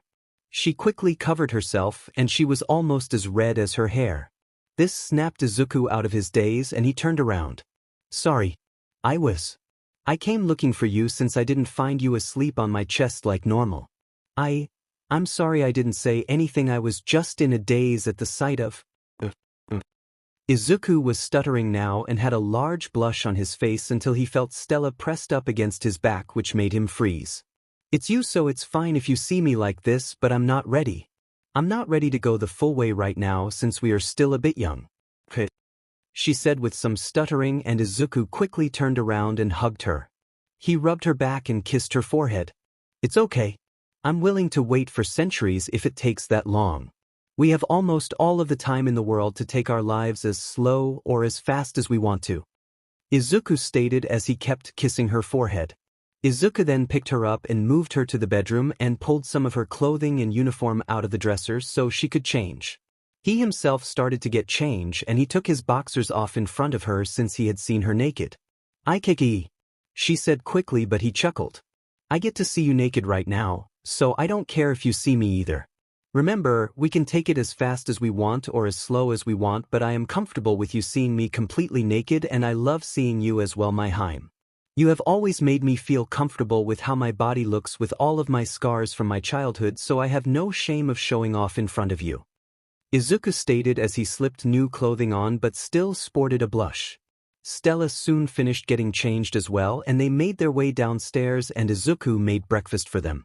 Far as I know today is simple, but we do have a battle training at the end of the day. They didn't say who the teacher was, but we know All Might works there with Green Tornado and I think it's going to be them. Stella stated and Izuku nodded his head. I'll keep a crow nearby like normal but kick there, but my 𝗲𝗵𝗃𝗲, Izuku stated, and Stella just giggled, which made Izuku so happy hearing her giggle. God, I love it when I make you giggle, Izuku said, and she rolled her eyes. Soon it was time to go to school and Izuku dropped her off before heading out to do some patrols since he's been noticing a dangerous trend of criminal activity dipping even more. Izuku was afraid of a large attack incoming and decided to warn the UN so they would send a warning to the Japan Hero Commission. Izuku stated that he believed UA would be hit likely due to All Might teaching there and that it would damage the hero's reputation in Japan if the school got attacked while All Might worked there. The UN sent the warning to Japan's Hero Commission, but Izuku didn't know if the school received the warning or not, so he made sure to keep several crows near the school at all times. As Izuku was hunting down criminals and trying to find out what was going on, Stella was going through her day until it was time for the battle training. Stella was sitting in the classroom and she made some friends with a few of the people in the class. She became friends with 𝗲𝗄𝗄, 𝗲𝗄𝗄, and Ishido, who she found enjoyable to be around. They would all sit together during lunch and talk about things going on. Stella's even offered to help them with their homework since she was being assigned harder work that was on a level with some college-level work. Nizu had set it up so she would be earning college credits since he had a license to perform such class types. The homework would be given by the normal teachers and he would grade it. If she had any questions, the teachers could help her since they all knew it as well, but a lot of it was self-study at her own pace. The more she finished, the sooner she earned individual college credits. The class was shocked to learn that she was doing that type of work but accepted it since Stella said it has happened before in UA due to people testing out of the high school level work. As she was waiting with everyone else, she heard footsteps quickly coming and then the door opened. In came All Might, who did some weird pose. Green Tornado came in as well, but Stella just rolled her eyes and held her tongue. Soon, the class was told to go to the training grounds and get changed into their hero outfits. She did just like that, and after about 10 minutes the entire class was standing in a control room for the same training ground that they took their entrance exam in. You all look amazing in your hero outfits. Now, let's start this training. All Might stated as he started to explain what they would be doing. Some people asked if they would be expelled like Aizawa-sensei does or other random questions. Soon, they were split into teams randomly and Stella saw that she was teamed up with 𝗲𝗄𝗄 and they were facing Todoroki and Uraraka. 𝗲𝗄𝗄 and Stella started to make a plan as they watched the other teams fight. How good are you with heat? Stella asked 𝗲𝗄𝗄 and she said she can handle it for a while. Part of 𝗲𝗄𝗄's suit is heat resistant and has a small cooling system for any support gear she would use, which does cool her outfit as well, which Stella was happy at. I'm a perfect counter to Todoroki's quirk, and 𝗬𝗏𝗃 we just need to avoid getting touched, which will be easy for the most part. Even if she does, I can form wings with my fire so I can act as a counter to her as well. Stella stated, and 𝗬𝗏 put her head down since she didn't think she would get to do anything. Don't worry, I do need your help. 1 to find them, 2 to help stall 𝗬𝗏𝗃, and if you can defeat her, I'll handle Todoroki and then we will go from there. Stella said, and 𝗬𝗏 was happier she was actually doing something. They turned their attention back to the fighting and watched as it was Yagi's turn. The match went forward and Stella knew about 𝗵𝗃𝗃 but was confused on why she was using it so roughly as if she lacked control of the quirk itself.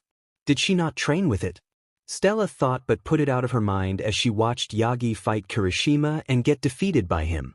Kirishima was at first being thrown around by Yagi's telekinesis quirk, but he hardened his body and used his fingers to claw into the ground and pulled himself so she couldn't throw him around anymore. After she got a bit tired, he then dashed at her and slugged her in the stomach, and even her attempts with 𝗵𝗃𝗃 were pitiful. She hasn't really gotten any combat training, which is sad considering who her father and mother are. She's too reliant on her quirk. Stella analyzed as she got much better at doing it due to Izuku teaching her. Soon, the fight came to an end and the 𝗵𝗃𝗃 team won. Bakugo had his match as well, and he lost as well since Yaoyorozu was smart enough to make a solution agent destabilize his sweat and make it not be able to explode. As such, Bakugo could only put out light explosions when he sweated and ended up getting tossed by Yaoyorozu. Everyone was shocked at how easily the people they thought were at the top of the class had gotten taken out by other people. That rubbed salt in Yagi's wounds as she visibly deflated a bit. Stella was close enough and she thought she heard something muttered by Yagi about the quirk not cooperating with her. Stella was confused and thought that was crazy that a quirk wasn't cooperating when quirks aren't sentient. Then she remembered Tokyami's quirk is sentient as well, which meant that 𝗵𝗃𝗃 that had passed several generations could somehow have a sentient mind inside of the quirk itself, which would make sense due to it requiring the will of the current user to pass along. Stella decided that she needed to inform Izuku of those details when she got home that afternoon, but now it was time for her match. Soon she and 𝗬𝗏 went into the training grounds. They were playing the villain team, so they just waited for the hero team to come towards them, and they hid the bomb in a separate room with no windows and only one door. Stella stood in the hallway waiting as 𝗬𝗏 informed her that Todoroki was coming, and right as she said that ice was shot across the room, but Stella melted it right away. Your ice is useless against me, and so is your fire. For more or less Todoroki, you are quirkless in front of me. Stella stated and saw the flinch when she stated that, which made her smile slightly. Soon 𝗬𝗏𝗃𝗃 came charging, but 𝗬𝗏 went and attempted to deal with her, which she was doing quite good at. Stella though focused on Todoroki and made her fire surrounded him and started to heat him up.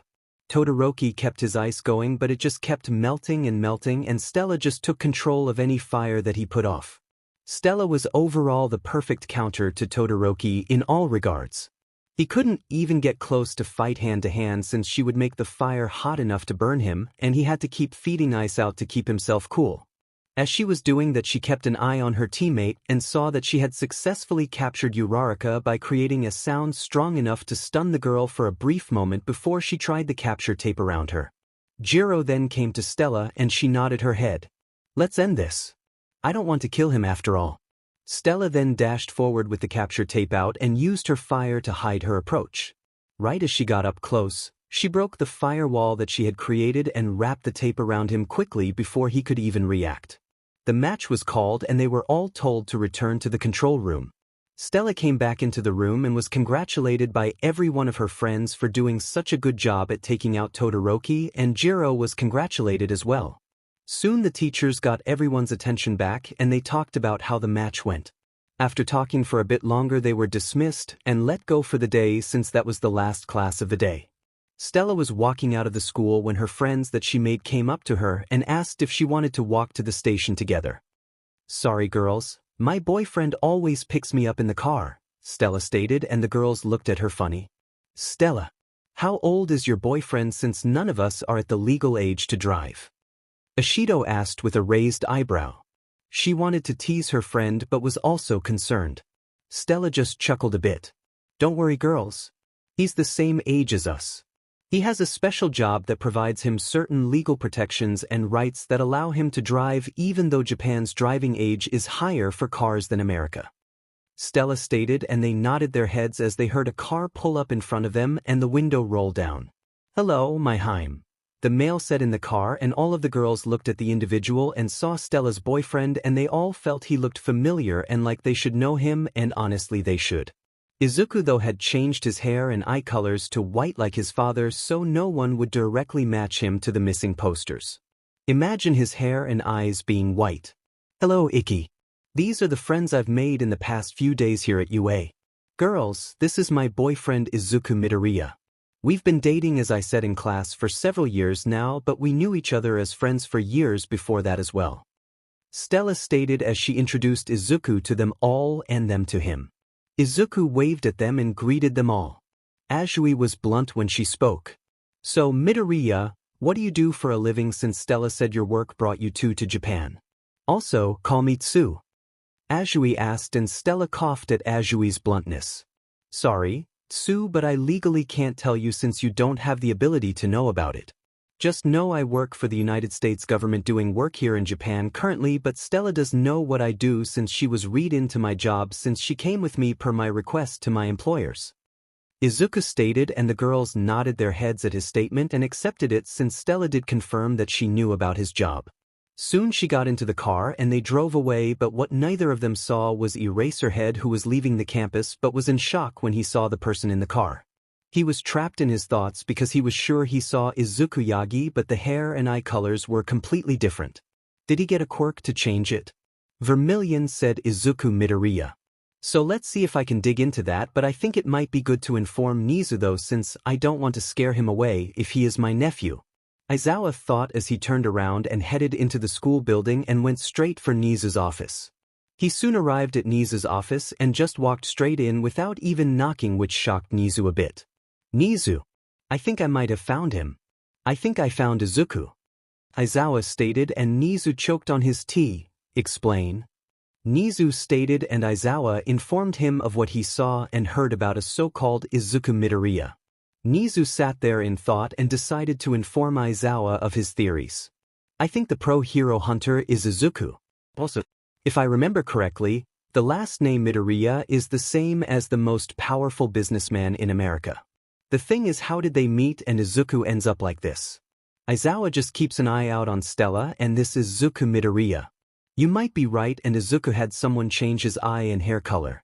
With the power and money that Hisashi Midoriya in America has, it would be easy for him to find someone with a quirk to do it," 𝗍𝗫 stated, and Aizawa nodded his head.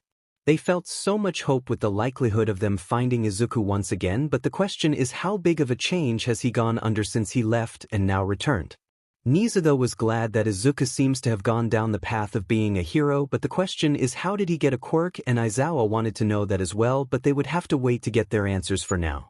Third POV. Izuku Midoriya was not a man easily angered. Izuku could get annoyed and upset, but true anger from him was hard to come by. There are only a limited number of people that have achieved truly angering him, and that list contains Inko Yagi, Toshinori Yagi, Izumi Yagi, Katsuki Bakugo, and Shoto Todoroki, but now it contained a few more people on that list since someone decided to touch what belonged to him. Someone decided to touch Stella Vermillion and threaten her life, and now Izuku Midoriya was truly angered. That is what Izuku felt when he came to the UJ and found his lover, his future wife, his soulmate harmed and injured with the rest of her class at the hands of villains with one of those creatures created by the doctor. It was at that moment that the doctor earned a place on Izuku's SHT list and was going to end up dead if Izuku had his way. However, let's explain how we got to this point, shall we? Izuku had gotten up that morning to feel the embrace of his girlfriend against his chest. Izuku had taken to just sleeping naked over the past few days with Stella since they had seen each other naked already once. Stella threw a fit about him doing it, but in the end accepted it, and Izuku could tell that she secretly enjoyed it since she decided to get naked as well, and they both just started to sleep like that for the past few days. They never got SXL with any of their actions but just enjoyed the warmth of each other's bodies. Now, Izuku enjoyed waking up to the sight of his lover on his chest in full view, but today he felt off. as if something was going to happen and he decided to be prepared for it. He looked at the clock and saw that there were several hours before Stella would need to go to school. As such, Izuku got out of bed and started looking over all of his quirks and making sure he could easily summon them up to be used quickly since he felt as if something was going to happen. As he was doing that, he also called and warned his UN and American contact about his feeling of something happening today. Now, for a normal hero, they would take the advice with a grain of salt since they could be wrong, but Izuku wasn't a normal hero. Instead, he was a special agent and he had all for one. His warnings were not to be ignored. As such, the UN sent Japan's Hero Commission a warning to warn all of their hero schools of a potential attack. However, they warned Izuku that they were unsure of if Japan's Hero Commission had sent the warning out even though the UN ordered them to. Stella soon woke up and found Izuku mediating. Stella broke him out of his meditation and they got dressed quickly and enjoyed breakfast before Izuku dropped her off at the school. Before she got out of the car, Izuku gave her a warning. "Stella, just be careful today. If you go off campus or anything, alert me so I can watch via the crows since I feel a lot of tension in the air today. Something is going to happen." Izuku stated and she nodded her head and gave him a kiss before getting out. "See you later, Ikki," she said, and he waved back before driving off. Izuku decided to go do some hunting of criminals and see if he could lock down his gut feeling of why he was on edge today. As he was moving about, he learned via Stella that reporters had gathered outside of the school shortly after Izuku had dropped her off and were making a fuss about All Might teaching at the school. Stella and Izuku were both glad that they had always dropped her off about an hour early since she wanted to work a bit on her self-paced college lessons and homework. Izuku thanked her for the information and continued about his day. Overall, Izuku was again striking out. He was capturing a large number of criminals, but none of them had any information until one small-time thug did provide some clues. The thug spoke about an organization called the League of Villains that was gathering up an army to do a large attack, but that he didn't know where since he had bailed on it. Izuku tried to get more out of the man, but he didn't have much except that the organization said that they had a perfect weapon for dealing with the heroes through the thug had no more useful information. Izuku ended up turning the man over to the police and reported to the UN and American officials about what he learned. He was currently on a phone call with them as he was sitting on a ledge of a tall building. "Good day or night to all of you depending on where you are at. I've learned a possible name for the organization based on a thug I had captured. I've gotten as much as he could provide, but I was right about an organization gathering for a possible attack on heroes. The organization is called the League of Villains and not much is known at the moment except that they are gathering an army to attack heroes and that they have a weapon that can deal with the heroes easily." There wasn't much of a description of the leaders since the man couldn't remember it. "I'm assuming someone in the organization has a quirk that allows them to cause some form of memory loss to help hide their operations," Izuku stated, and the officials asked how he was sure that the weapon was the same as the creature from New York. Izuku confessed that he had zero proof but that it was weird that a villain organization would have some so-called weapon that was capable of dealing with the heroes when they were still gathering a large army. It would be weird if they had a large number of these weapons on hand for them to still gather an army. My guess is they have a limited amount right now and this is their second test run of using the weapon after learning from New York. The villain army is to ensure the weapon doesn't get taken out too easily and to contain most of the hero's time while the weapon does the most damage," Izuku stated, and the officials thought it over and had to agree that Izuku's assessment was a valid one. As such, they recorded the information about the possible organization and told him to report once he had more. As Izuku hung the phone up, he received a text message and memories from the crows at the same time. The alarms at UA had been triggered and the front gate destroyed. Izuku teleported right away to a building near UA and looked at what was going on. He saw the press pushing into the campus and causing problems. They shouldn't have been able to get in. Them destroying the gate would cause more trouble than good for them, Izuku thought as he had a crow watching Stella from the windows to make sure she was okay. He also sent her a telepath message telling her that he was outside the school and that it was just the press. He then received a text message thanking him. Izuku just sent a message back telling her to be safe, but while he did that he reviewed the memories that he received from all of the crows around UA and saw something off in his memories. He saw a man touch the gate but his crows weren't in a good position to get a clear view of the face. Izuku only saw that the male had a light skin color and light blue hair. Izuku watched the man in his memories as the man put a hand on the gate with all 5 fingers and the gate started to decay. Interesting. A 5-point contact decay or disintegration quirk. Izuku thought as he kept reviewing the memories, but then he noticed the man just disappeared with what looked like purple mist floating in the air. That confused Izuku on why that would be there and how the man disappeared in thin air, but soon the heroes of UA got the situation under control and forced the media out. It was at that moment that Izuku moved behind 𝗍𝗍, who tensed up at sensing someone behind him. The heroes turned around quickly to be met with Hunter. "Well, hello, Hunter. May I ask why you are here?" 𝗍𝗍 asked, and Izuku handed him a paper with a drawing on it.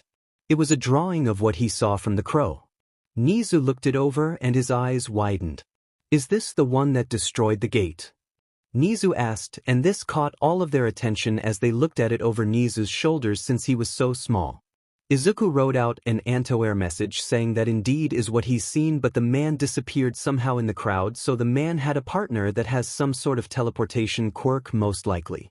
𝗍𝗍 thanked Hunter for the information and asked if there was anything UA could help him with, and Izuku nodded. He wrote out another message that said he would come by in a day or so to read 𝗍𝗍 in on a case that he would like help with, since he's tracking an organization called the League of Villains here in Japan that has some experimental creatures that they are making to kill heroes. 𝗍𝗍 and the teachers all tensed at reading that, and 𝗍𝗍 said he looked forward to being read in on the case and helping bring the organization down. Izuku nodded his head and dropped into his shadows and disappeared. Aizawa spoke up after Hunter left. "Is it possible that the organization is connected to the attack on the gate?" he asked, and 𝗍𝗍 shrugged. "Cone, and I think Hunter would have told us if he had any idea if they were connected at this point," 𝗍𝗍 stated, but reminded Aizawa that his class at a rescue training at the U.J. Aizawa nodded his head and asked if All Might was already there or not. "He is with Green Tornado. So, it will be U.13 Might and Green Tornado all there for the rescue training, so if anything does happen then it should be fine," 𝗍𝗍 stated, and Aizawa nodded his head as he left to go to his class. Soon though they would learn that the teachers they sent weren't going to be enough to stop the threat that was going to be coming for them and their students. After an hour and a half passed, the students of 1A were on their way to the U.J. They were all in their hero outfits and sitting on the bus. 𝗵𝗃𝗄𝗃 decided to strike up a conversation, and the topic was Stella's boyfriend, which caught the attention of Aizawa since it could give him and 𝗍𝗍 some more clues.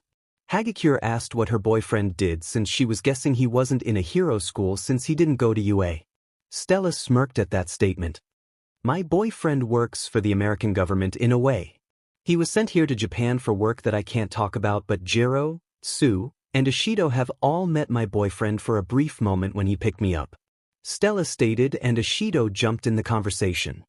"Indeed, and I must say that he appears to be a gentleman, and I'm really curious about his job since it grants him the ability to drive even though he is the same age as us," Ishido stated, and that caught everyone's attention since they knew you couldn't drive a car in Japan unless you were. Aizawa was just connecting the dots and knew that the hero license gave some more privileges but not enough to legally drive unless the American government pulled some strings, which were possible, but that would mean that Izuku was highly valuable to them. "Stella, what was his name again?" Tsu asked, and Stella spoke up. "His name is Midoriya. Izuku Midoriya, and he's actually Japanese, but he moved to America with his father at a young age due to his family situation," Stella stated, knowing what she was doing since Izuku had given her the okay already to start leaking some information. They both knew that Izuku's true identity would get out sooner or later, so Izuku wanted Stella to have some fun with it and leave the people in his past dying to know more information. Yagi, Todoroki, Bakugo, and Aizawa all widened their eyes when they heard the name and that Stella's boyfriend was from Japan during his childhood. Aizawa texted 𝗍𝗍 the new information, which only just reaffirmed their theories that Izuku Midoriya is Izumi Yagi. However, they couldn't do anything at the moment with it since Aizawa and 1A arrived at the U.J. This would set of a list of changes and make many secrets be revealed and old scars uncovered that many thoughts were closed. This was going to be the changing point of many people's lives. Third POV. The students of 1A walked out of the bus to find the rescue hero 13, All Might, and Green Tornado. The students were happy to see all of their teachers, but they didn't know what was going to be waiting for them in a handful of minutes. Stella had texted Izuku that they had arrived at the 𝗳𝗏 for the rescue training, and Izuku sent back a text message saying that he moved crows in that area to keep a watch out. However, unknown to the students and the heroes, their lives would be drastically alerted moving forward, but first, they had to listen to the rescue hero 13 give his introduction and the important things to do during rescue training. Quirks are dangerous. They can harm people, and humans have always been good at weaponizing the tools we are given to harm others regardless of their ages when they are provided the tools. Sadly, we see this all of the time as other children abuse the power against those that are deemed weaker, or adults taking their frustrations out on those less fortunate or those that they are meant to care for. However, I love teaching how to use the tools we are given to rescue, to help, to save people instead of just fighting. 13 said, and her little speech had several blows aimed at the Yagis, Bakugo, and Todoroki. She's been a fierce opponent at the 3 children being accepted in UA and the 2 adults Yagis being allowed to teach at UA. The 2 adult Yagis known of 13 views, but it didn't make it easier to take the insults each time 13 sees a good chance to do it. Once the speech was over, they all moved into the building and were getting ready to start the training when the lights flickered. They all wondered what was going on until a portal started to open up in the middle of the plaza. One student talked about how cool it was to have fake villains, but Aizawa shouted at them all to get back and that those are real villains. 13. Guard the students with Green Tornado while I and All Might deal with the villains. Aizawa stated as he prepared himself to fight and took a position at the steps with All Might. All Might leaned over and whispered to Aizawa, "𝗍𝗏𝗃𝗏. I only have an hour of time. I had to stop and help with a few crimes early today before arriving at UA. We can't draw this out." All Might stated. 𝗍𝗏𝗃𝗏 rolled his eyes and cursed the man next to him. Course you did. Just can't stop being a hero to others and be where you are needed the most, can you, All Might? 𝗍𝗏𝗃𝗏 stated as he watched the villains pile in. They had a large army of villains and some weird creature. Aizawa saw the strange creature and his thoughts went right back to the case that Hunter had discussed with Nizu. 𝗬𝗏𝗃𝗏. It's the League of Villains. 𝗍𝗏𝗃𝗏 stated, and All Might and everyone looked at him confused. Oh, you know of us. The man in the crowd stated as he scratched his head. Indeed. I've heard a bit about you. That creature. It's meant to deal a lot of damage to heroes. I also know you're the one that destroyed our gates today, and I'm assuming you used the guy next to you to teleport out of there after that. I'm also assuming that's how you figured out our trip here, since you used the gate attack as a distraction. Am I wrong? 𝗍𝗏𝗃𝗏 stated, and the man with the hands chuckled out and broke into laughter. You're correct. This is a bioengineered weapon made to kill All Might. The man stated, and everyone but 𝗍𝗏𝗃𝗏 thought he was crazy. All Might be, 𝗍𝗏𝗃𝗏 started, but All Might already charged the creature and started to exchange blows. Idiot. 𝗍𝗏𝗃𝗏 thought as he jumped down to fight the mob of villains. The other 2 teachers started to make the students leave, but they wanted to stay since they thought they were safe with All Might there, but they were in for a rude awakening when the warp user teleported in front of them all and attempted to warp them all away. Bakugo and 𝗏𝗏𝗃𝗏 attacked the villain like idiots, which caused 13 to halt her attack. This allowed the villain a small time to warp a lot of them away to the different zones of the 𝗬𝗏𝗃𝗏, before Green Tornado used her quirk on him and tossed him away from the students. The warp user tried attacking again, but Iida had escaped under orders from the teachers to warn the school. 13 used her quirk on the villain, but the villain redirected the attack onto 13, which caused her injuries. 13. Green Tornado yelled out as she tried to defend the students. She used her quirk again on the villain, but he just kept warping away even though she would grab the metal brace. Her quirk wasn't the best to stop this villain since he just could warp out of her telekinetic hold. As this struggle was going on, the students were all in their own fields of the 𝗬𝗏𝗃𝗏. Stella herself was thrown into the water zone with Tsu and Yagi. As they regrouped on the ship, they could hear the sound of fighting going on in the main plaza and could see the shockwaves from All Might and the creature. All Might was an idiot to charge that creature. He didn't want to hear any information from Aizawa-sensei, who knew something about the creature. Stella stated, and Yagi looked like she wanted to defend her father but kept her mouth silent since she had to agree it was kind of stupid to charge off. "Tsu, can you grab Yagi and jump to the shore? I can fly myself across, but first I'm going to heat the water to a level that the water villains can't handle." Stella stated, and Tsu nodded her head as she grabbed Yagi and jumped.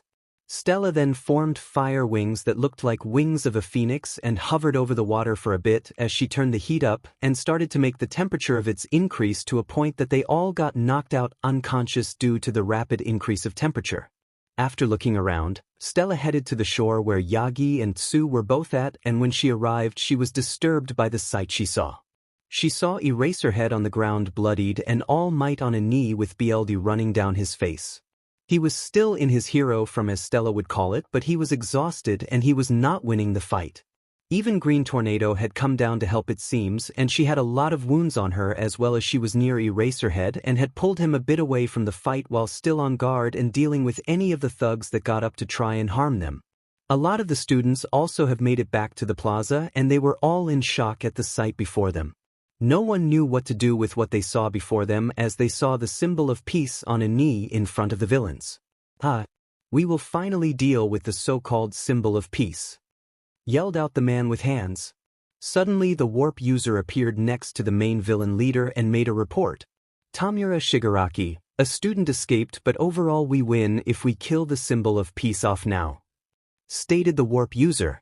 "Kurogyri, if you weren't my way out of here, I would kill you now," stated the man now known as Shigaraki. "No matter. We indeed have won this. We just finish off the symbol of peace before the heroes arrive to save him. Though before that, how about we destroy his pride? Let's kill some of the students," Shigaraki stated as he ordered the Nomu to attack Stella, Yagi, and Azui. "No!" All Might yelled as he tried to get up and defend the students, but he fell over due to a wound that caused him too much pain. They all feared for the worst when a dust cloud was created, but then the Nomu went flying past them all and landed near the villain leader. Everyone was in shock as they saw someone standing in front of the students. "Who the hell are you?" yelled out Shigaraki, but the question was answered by Eraserhead, who stated the name. "Hunter. They belong to the League of Villains. The enemy has shock absorption and a regeneration quirk from what we know of," yelled out Aizawa, and Hunter nodded his head. Hunter then turned to the students behind him and Stella looked at him. "Go to the steps and take your teachers with you, including All Might. The school has been alerted and will be here soon. Move now," Hunter stated, and Yagi looked ready to protest, but Stella pulled both girls with her to the heroes and started to pull All Might away towards the other teachers. All Might tried to resist, but Stella had none of it as she had Tsu use her tongue to lift All Might and move him away. Tsu just obeyed her and soon they were all at the other teachers and helping them move a bit away.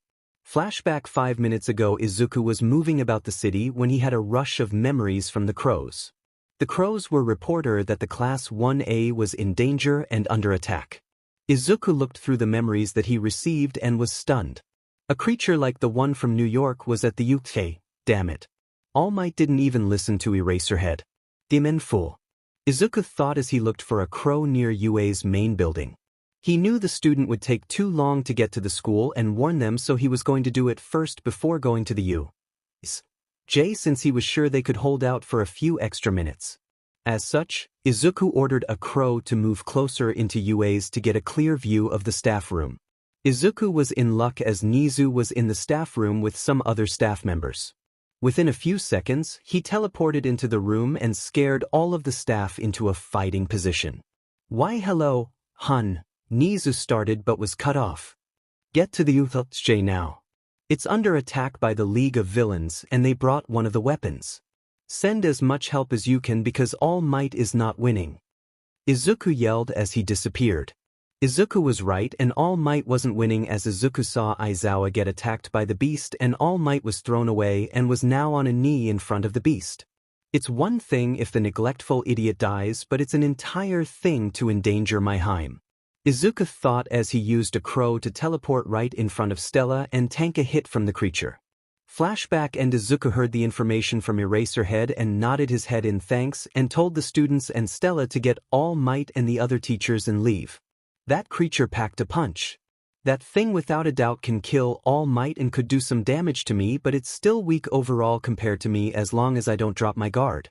Izuku thought as he analyzed the situation. Soon all of the students got to the plaza and Izuku looked at each of them. He just prayed none of them decided to get involved in the fight and complicate the matters at hand. So your name is Hunter, right? What are you, some vigilante? Asked Shigaraki, and Izuku shook his head. No, I am a pro hero out of America that has been hunting your organization for the last trail run you guys did in New York with a creature much similar to this 𝗵𝗃. My mission brought me here once we tracked the leads down, and I've been hunting you down and recently found clues to your group. I can see why you are having so much luck. You have 𝗬𝗄𝗁 after all as your transportation, which complicates matters on tracking you down. Izuku stated, and everyone was confused on how Hunter knew the warp man's name. 𝗬𝗁 raised an eyebrow and felt like he had a connection to the pro hero in front of him. Who are you? I don't believe we've met. 𝗬𝗁 asked, and Izuku chuckled. Of course we haven't met. I was just born shortly around the time you were created. Don't worry, you don't need to be a puppet anymore. 𝗬𝗁, teleport yourself to 𝗵𝗃𝗃, and wait for me there. Hunter stated, and 𝗬𝗁 surprised even himself as he followed the order. Everyone was in shock and looked to Hunter for answers. Even the villains were in shock. Surprise. Don't be. 𝗬𝗁 wasn't ever meant to be on your side. He was meant to have free will, but an accident happened and he was never fully healed and memories restored before his accident. Though, I will take care of ensuring he gets the proper care when I am done here. Izuku stated, and Shigaraki started to rage and ordered the 𝗵𝗃 to kill Izuku. Izuku just chuckled as he dodged the attacks and created a 𝗧𝗵𝗃 out of his shadows and started to cut the 𝗵𝗃 up. The man-villain just laughed as the 𝗵𝗃 just healed from all of the cuts and kept attacking. Izuku though was just waiting for an opening to land critical blows and end the fight. As they kept fighting for a handful of minutes, the thugs all got back up from being knocked out and looked at their leader. Shigaraki screamed in a rage since the 𝗵𝗃 wasn't ending the fight. Doesn't matter. All of you thugs get up and deal with the heroes. And you stop playing around and kill Hunter already.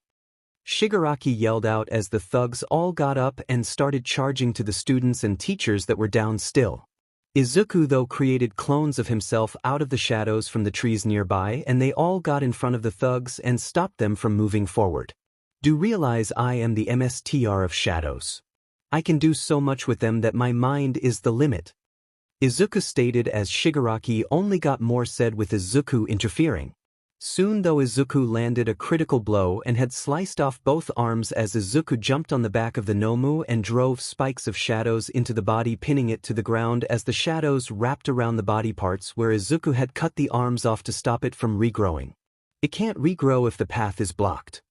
Izuku stated as he tightened his hold on the beast as it tried to break free. Demon, this is stronger than the one in New York. It's resisting far more than the one back then. Izuku thought as he held on tight with his shadows. How the hell? Shigaraki complained. Heroes always find a way, villain. Good job, Hunter. All Might said as he moved towards Hunter. Izuku felt his stomach drop as he knew All Might was about to do something really stupid, and Izuku was right. Go away, All Might. I don't have time to listen to you right now. Izuku called out, but All Might just waved him off. It's fine. We've won, haven't we? Now we just have to deal with the thugs and main leader, which will be easy to do since their weapon is taken out by your shadows. All Might said as he slapped Izuku on his back in a congratulating manner which broke Izuku's concentration. The shadows broke for only a split second, but it was long enough for the 𝗵𝗃 to regrow its arms and break free. God damn it, All Might. Izuku yelled as he pushed All Might out of the way of the blow and took it head-on, and they all watched as the 𝗵𝗃 grabbed Izuku's head and blasted off towards the fountain and slammed him into the fountain itself, breaking it. Third POV. Everyone was frozen until they heard a laugh.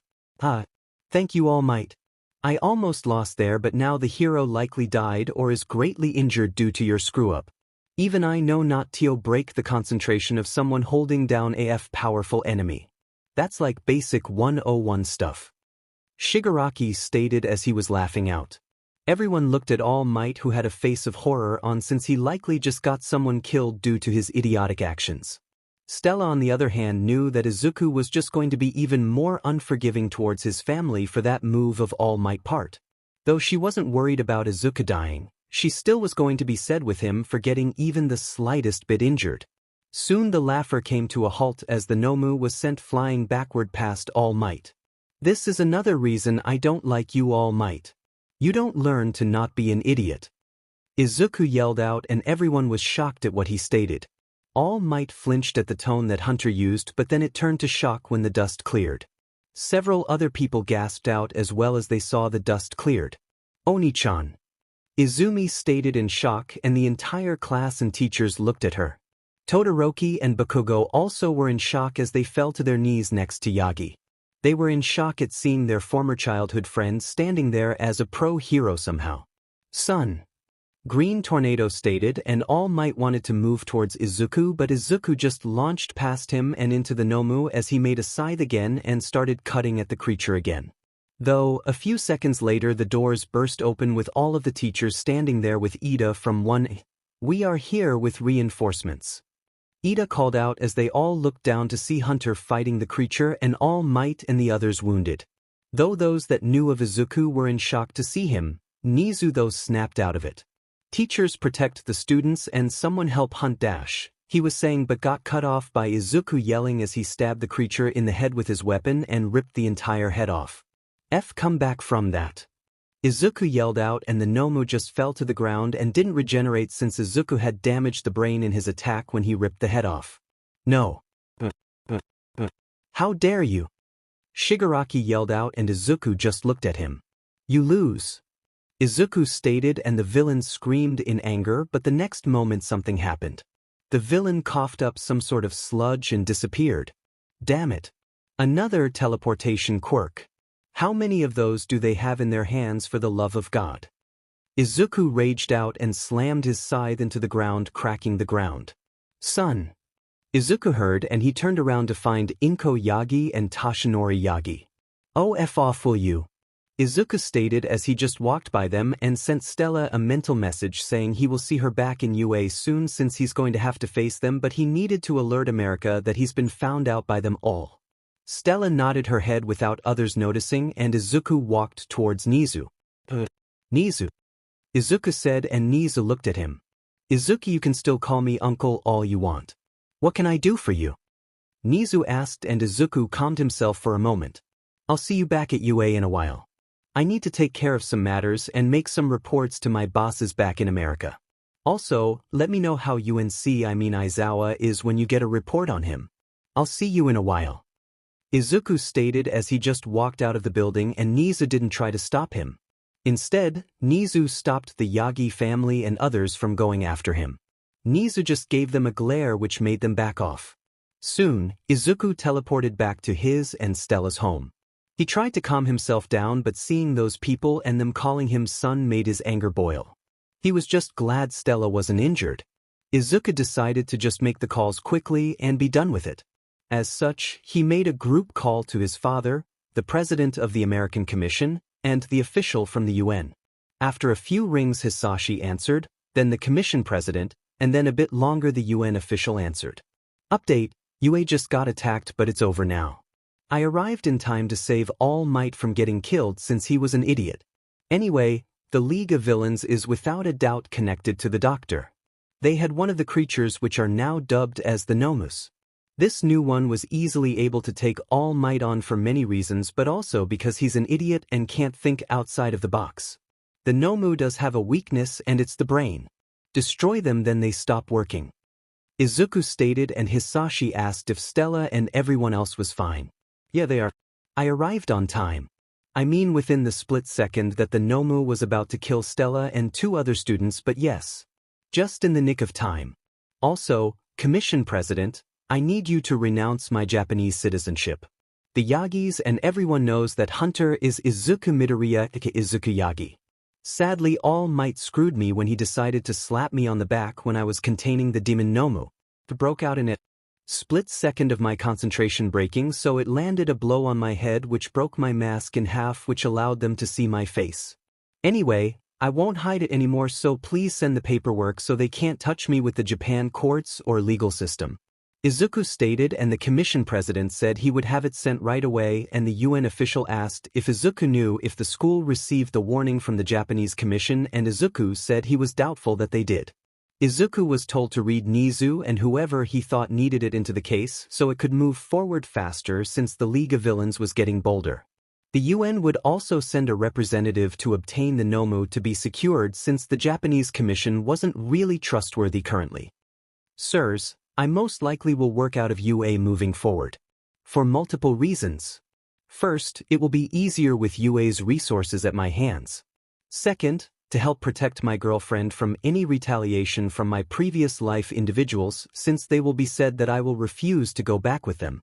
Third, I want to torment 𝗵𝗃 and the others. Izuku said with a slightly dark tone, and Hisashi reminded him to not let his anger consume him. You know Stella will keep me in line, father. Also, I plan to reveal the fact that I am all for one's son most likely since they will try to shift the 𝗵𝗄 stuff onto you. This means that 𝗵𝗃 will know where to look for you, so just stay in America, okay?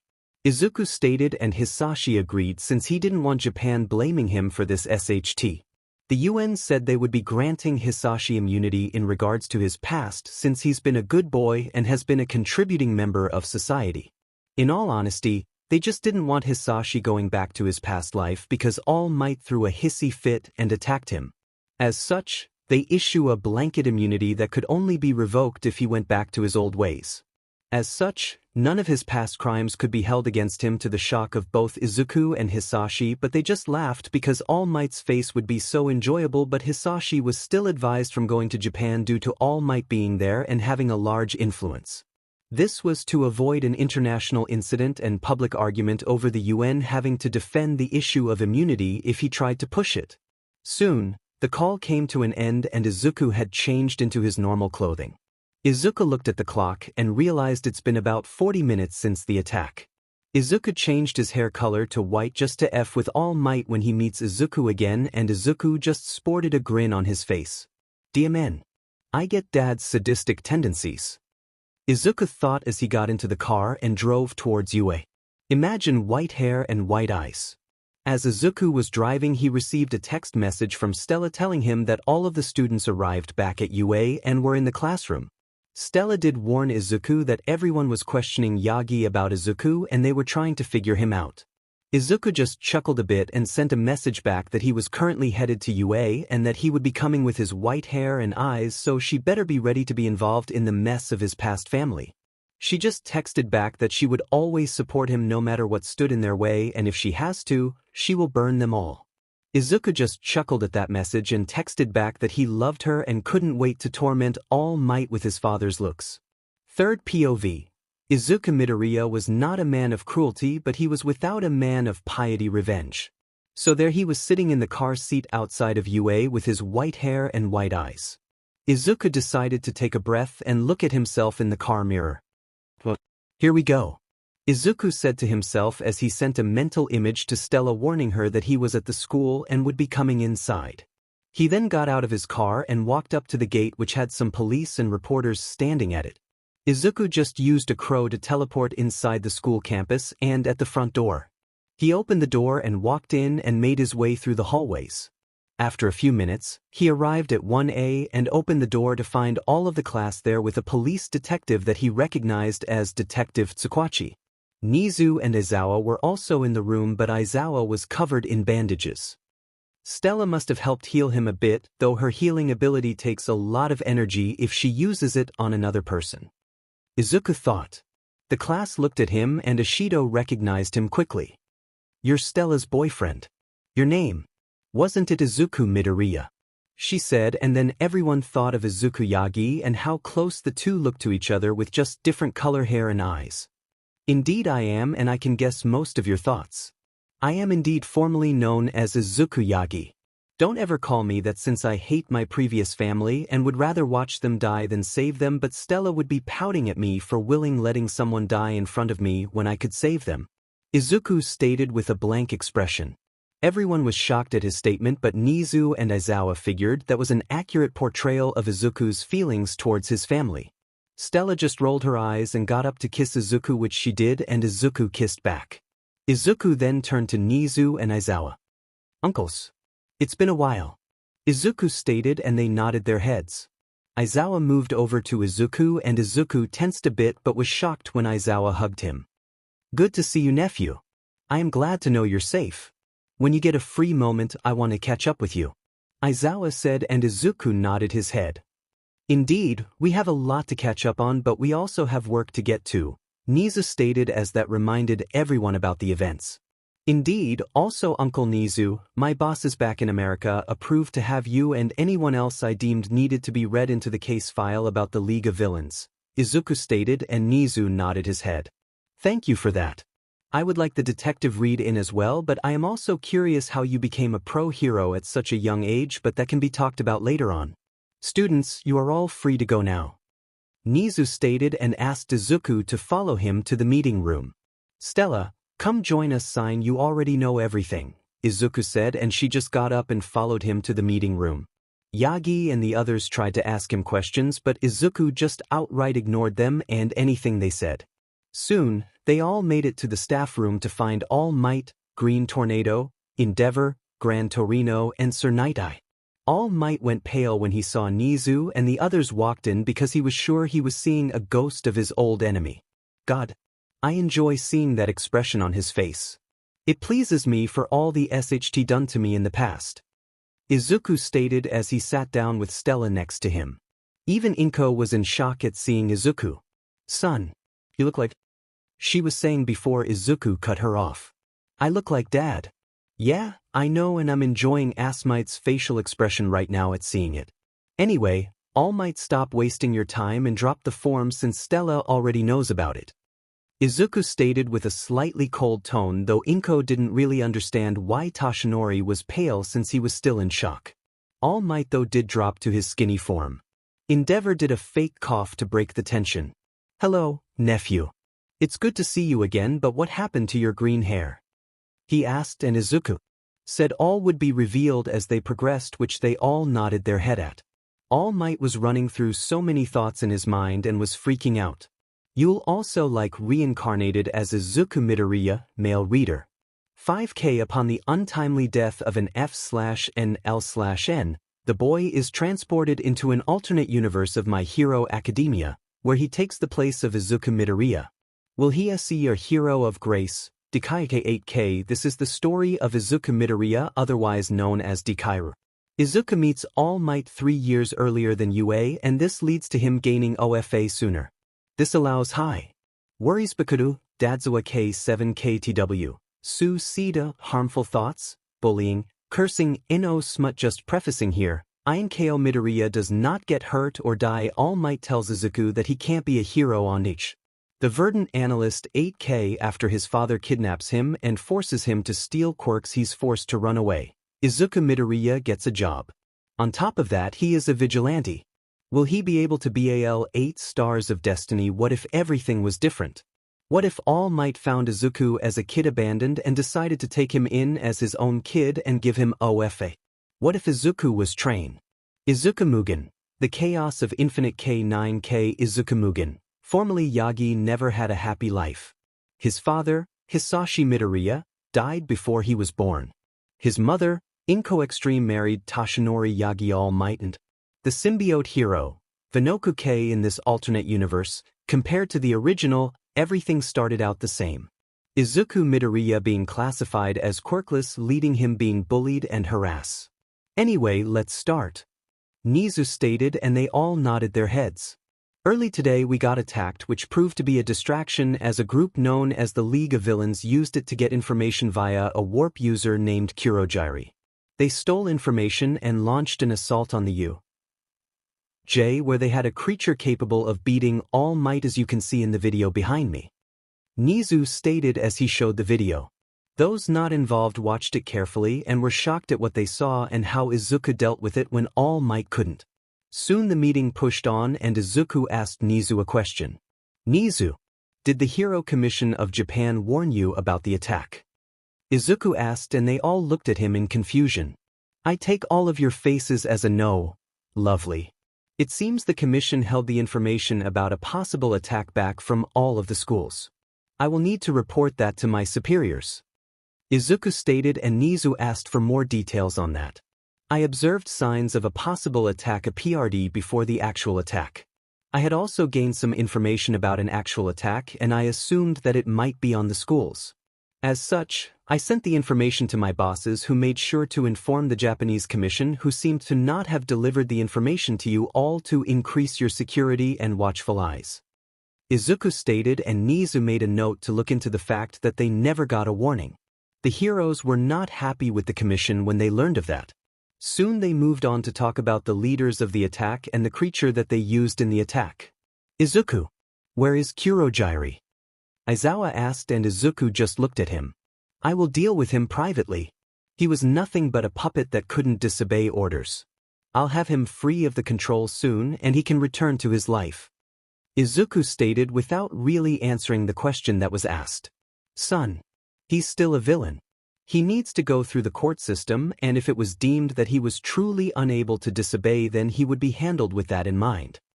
All Might stated, and Izuku glared at him. First, don't call me son. 2, I said I will handle it, and I will. 3rd, you have no legal means to go after him since he's under my protection.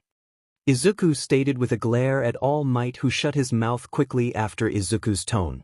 𝗍𝗂 was interested in how the villain wasn't under their legal authority and had asked about it. Izuku just took a hero license out and slid it over to 𝗍𝗂, who picked it up and was shocked. You're a special agent hero? 𝗍𝗂 asked as he looked at Izuku, and everyone's eyes widened when they heard that. Izuku nodded his head and took the card back as 𝗍𝗂 slid it back to him. Indeed, as such, Japan has no legal means of going after Kurogiri since it's under the UN's authority, since I am here for this case which he's involved in. As such, you will not pursue the matter regarding him. Izuku stated, and everyone nodded their heads at that. Soon, they talked about the next person, who they all deemed as a man-child.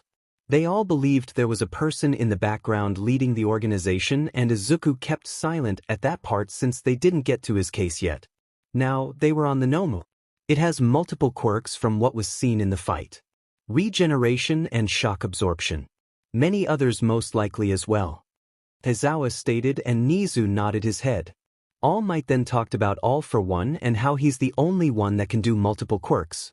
I thought I killed him all those years ago. But it seems I was wrong. This is troubling if he's targeting me and UA by default.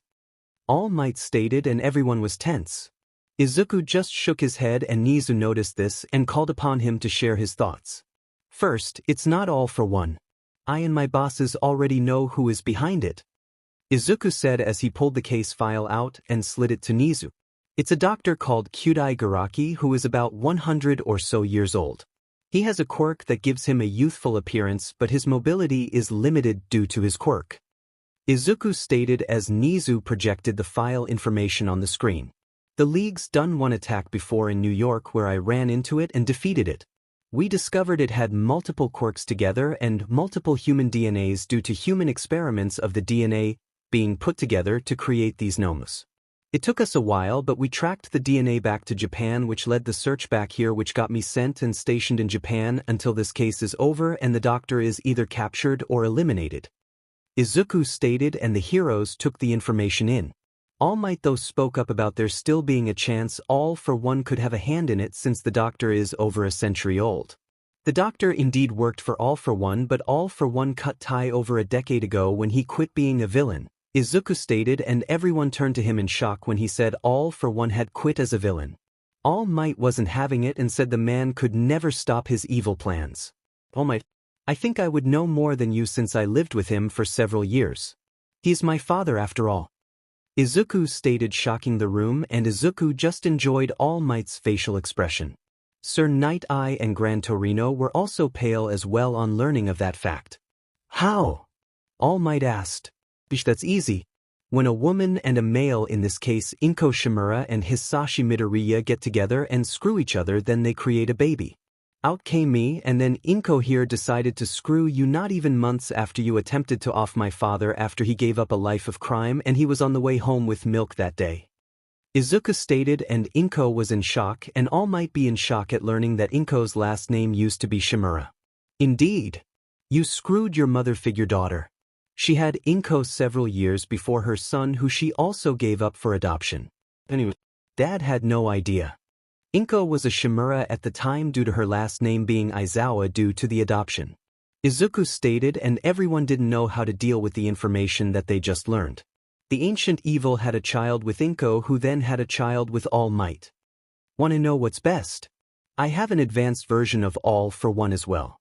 I wasn't quirkless to begin with, but my quirk activated at 𝗵𝗲𝗃 and he took it, so I didn't kill myself with it, since a baby with that quirk would have been chaotic. But sadly you attacked him, which meant he couldn't give my quirk back until years later when he found me after I ran away. Izuku stated, shocking everyone about his quirk, since he's really only showed one that was related to shadows, but in fact, it was multiple combined. Izuku was just enjoying the facial expressions of everyone in the room. 𝗬𝗵𝗃 was in shock. He was sad, he was sad, he was a mix of emotions. 𝗵𝗃. I am enjoying this more than I thought I was. I guess years of neglect and abuse does that to someone. Izuku stated as he rolled his eyes, and that statement just hit them again. 𝗵𝗲𝗃𝗏 spoke up. Izuku, he said, and Izuku looked at him. Grandpa, or do you not want me calling you that, knowing whose blood runs through my veins? Izuku asked, and 𝗵𝗲𝗃𝗏 got up and walked to Izuku. Izuku was ready to be attacked, and 𝗵𝗲𝗃𝗏 could see that in Izuku's posture. 𝗬𝗏𝗃𝗏 idiots.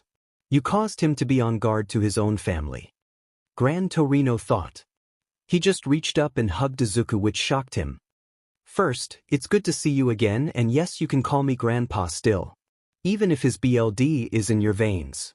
𝗵𝗲𝗃𝗏 stated, and Izuku nodded his head. Dad is sorry for killing the past users. He's had time to think about a lot of his past since I was born. He regrets nothing on 𝗬𝗵𝗃 though, since he's learned how he treated me. Dad is still wondering how he fell for Inko, which I've always wondered as well. Izuku stated, and Stella just rolled her eyes at Izuku. 𝗵𝗲𝗃𝗏 didn't know how to feel about 𝗬𝗏, but it seemed he was a better father to Izuku than 𝗬𝗵𝗃 was, so that was the best he could ask for. I don't know how to feel about that, but I will accept it. You matter more to me. Where is he? 𝗵𝗲𝗃𝗏 asked, and 𝗬𝗵𝗃 looked up at that. Izuku just rolled his eyes at 𝗬𝗵𝗃. He's back in America, since that is where he's lived for after the last fight with 𝗬𝗵𝗃. He is the wealthiest man and most influential business leader in America. The government does know about him as well, and they gave him a license to use his quirk to keep some criminals in check. He has to report any quirks he takes, but they use him to keep the more bloodthirsty villains tamed down, since he would take their quirks. Izuku stated, and 𝗵𝗲𝗃𝗏 nodded his head. 𝗬𝗵𝗃 gripped his fists. So he's enjoying life. 𝗬𝗵𝗃 muttered under his breath. Izuku wanted to just beat the man, but he made a promise not to give in to his anger. I don't know, 𝗬𝗵𝗃. You seem to have enjoyed your life when you decided to neglect me for being quirkless, even though you were quirkless as well. Ironic one for all is causing your daughter issues in usage. It would be quite a shame that the past users don't accept her for the SHT she did to me now, wouldn't it? Oh wait, they are doing just that. Izuku stated with a smirk, and 𝗬𝗵𝗃 was confused about the past user's remark, but Izuku didn't give him any more information. Anyway, don't even bother going to America to try and arrest him. The American government wouldn't allow it. Nor could you arrest him if he came to Japan. He does have immunity after all that was granted by the UN. As long as he keeps his nose clean, then all of his he pulled as 𝗬𝗏 can't be held against him. Izuku stated with a smirk, and 𝗬𝗵𝗃 was set at that and slammed his hands on the table. Inko told him to sit down, and he looked at her, but he gave him a glare and told him to sit down. Izuku was laughing now out loud until he heard a voice from behind him. I think you enjoyed tormenting him enough for today. Rein it in, or you're sleeping on the couch tonight. Stella said, and Izuku paled quickly and turned around and begged to not sleep on the couch. Come on, 𝗵𝗃. I got years worth of neglect to make up for. Can I keep going for just a bit longer? He asked her, and she just rolled her eyes. No, and that's final. If you keep pushing it, you're on the couch, and we both know you hate sleeping on it. You can torment him another day, but I think you got to talk more about the actual case instead of tormenting him, no. Stella stated with a smile that Izuku knew that she wasn't taking anything but acceptance to her decision. As you wish, 𝗵𝗃. Just don't kick me to the couch. Izuku stated, and she nodded her head, which made him sigh in relief. He then turned back to everyone who looked at him as if he had grown a new head. What? I'm not stupid enough to get kicked to the couch. I am pleased to be a whipped man. Izuku stated as he puffed up his chest with pride, and all the males in the room rolled their eyes. Izuku then got back on track with the conversation. Anyway, the doctor is responsible for making the 𝗵𝗃𝗃𝗁𝗄. When my father or I put a second quirk in people, they don't look anything like the 𝗵𝗃𝗃𝗁𝗄's quirks do with our quirk vision. Our quirks also can't take the quirks out of the 𝗵𝗃𝗃𝗁𝗄s. Instead, they just end up breaking down if we attempt to do so. Izuku stated, and Nizu and the detective wrote notes down. The staff and detective started to ask questions about anything he knew. Izuku answered anything and everything he could. Soon the meeting came to an end and they were done. This meeting is over for now unless anyone else has something to say. Nizu stated, and Izuku spoke up. In regards to any information of this case about 𝗵𝗃𝗃 or my quirk and so forth in that regards is deemed need to know the information. Meaning you're not allowed to spread it without my approval. You may share the information that is directly about the 𝗵𝗃𝗃𝗁𝗄s and the doctor, but nothing else without seeking my approval. Everyone understand? Izuku asked, and they all nodded their head. Soon all of the staff left, which left Izuku and everyone from his past. Anyway, I think it's time for me to go, so yeah. Izuku stated as he got up to leave, but Inko called out to him. Son, wait. You should come home. Inko called out, and everyone else besides All Might knew that was the wrong thing to say. Izuku scoffed. I already have a home with Stella, and if I went anywhere else it would be back to America with Dad. Also, stop calling me son. You have zero legal rights over me since your custody was removed from you by the courts in America. Izuku stated, and Inko was shocked and asked what he meant by her rights being removed. I mean that you have zero parental rights over me. The courts deemed you unfit to be my mother and stripped you of your rights. Full custody was granted to Hisashi Midoriya in the U.S. courts, and my Japanese citizenship was renounced, so Japan's courts have zero say over my custody. Izuku stated. All Might spoke up at that and said they had no right to revoke her custody since Izuku was born in Japan. You are wrong. Inko and my father were married after all, and they were married in America. As such, I am a child that falls into their jurisdiction when he discovered her. The courts didn't require her to be present due to the danger she represented to my life. As such, they reviewed my memories of my life and granted the divorce since Inko had an affair and got married in Japan to you, which voided her marriage in America. Since she voided the marriage, it only gave Hisashi more legal standing about my rights, but my memories of her neglect and Izumi harming me all of the time sealed the deal. She was deemed unfit. Izuku stated, and that silenced All Might and Inko, who were in tears now. Aizawa had gotten up and looked at Inko. This was going to happen regardless. I warned you that day you called me about him running away, and I learned of your treatment towards him that I would remove him from your care. You have no one to blame except yourselves. Aizawa stated and waved for Izuku to follow him. Aizawa, Stella, and Izuku were in the hallway walking away. Izuku, first off. I owe you an apology. Nizu, Endeavor, Gran Torino, Sir Night-Eye, Recovery Girl, the detective, and I all trusted their words, but I should still have done more than send you presents. I should have been more involved in your life, but that was my mistake and not yours. So, I am asking if you would be willing to let me be involved in your life moving forward, or if you just want to keep me as a colleague as pro heroes. The choice is yours to make. Aizawa said as he bowed his head. Izuku stood there in silence. He then looked at Stella, who nodded her head. Izuku knew he wanted more of his family involved in his life, but he didn't want those members involved. I'll give you a chance, uncle. Here's our address where we live. I'm normally out on patrols while Stella is at school, and I also do patrols during the late night/early morning since I got quirks that make it possible to go on 24/also. I have a surprise for you. Are you free for the rest of the day? Izuku asked him, and he nodded his head. Izuku told him to come to the address in the next house or so, and he would find the surprise. Aizawa said he would be there, and they separated to go on their way. Third POV. After Izuku left them all, Aizawa returned to the meeting room to find All Might and Green Tornado down in their spirits. Aizawa, though, decided to kick them while they were down. So Inko, you decided to not only to sleep with the former number 1 villain but to sleep with the number 1 hero. Any other number 1s you going for, or is that it? 𝗬𝗏 asked with a wave of his hand. Inko rolled her eyes at her adoptive brother who she's on bad terms with now due to her neglect of Izuku. All Might though spoke up. I still can't come to grasp that Izuku's is the son of that man. Like of all people it had to be.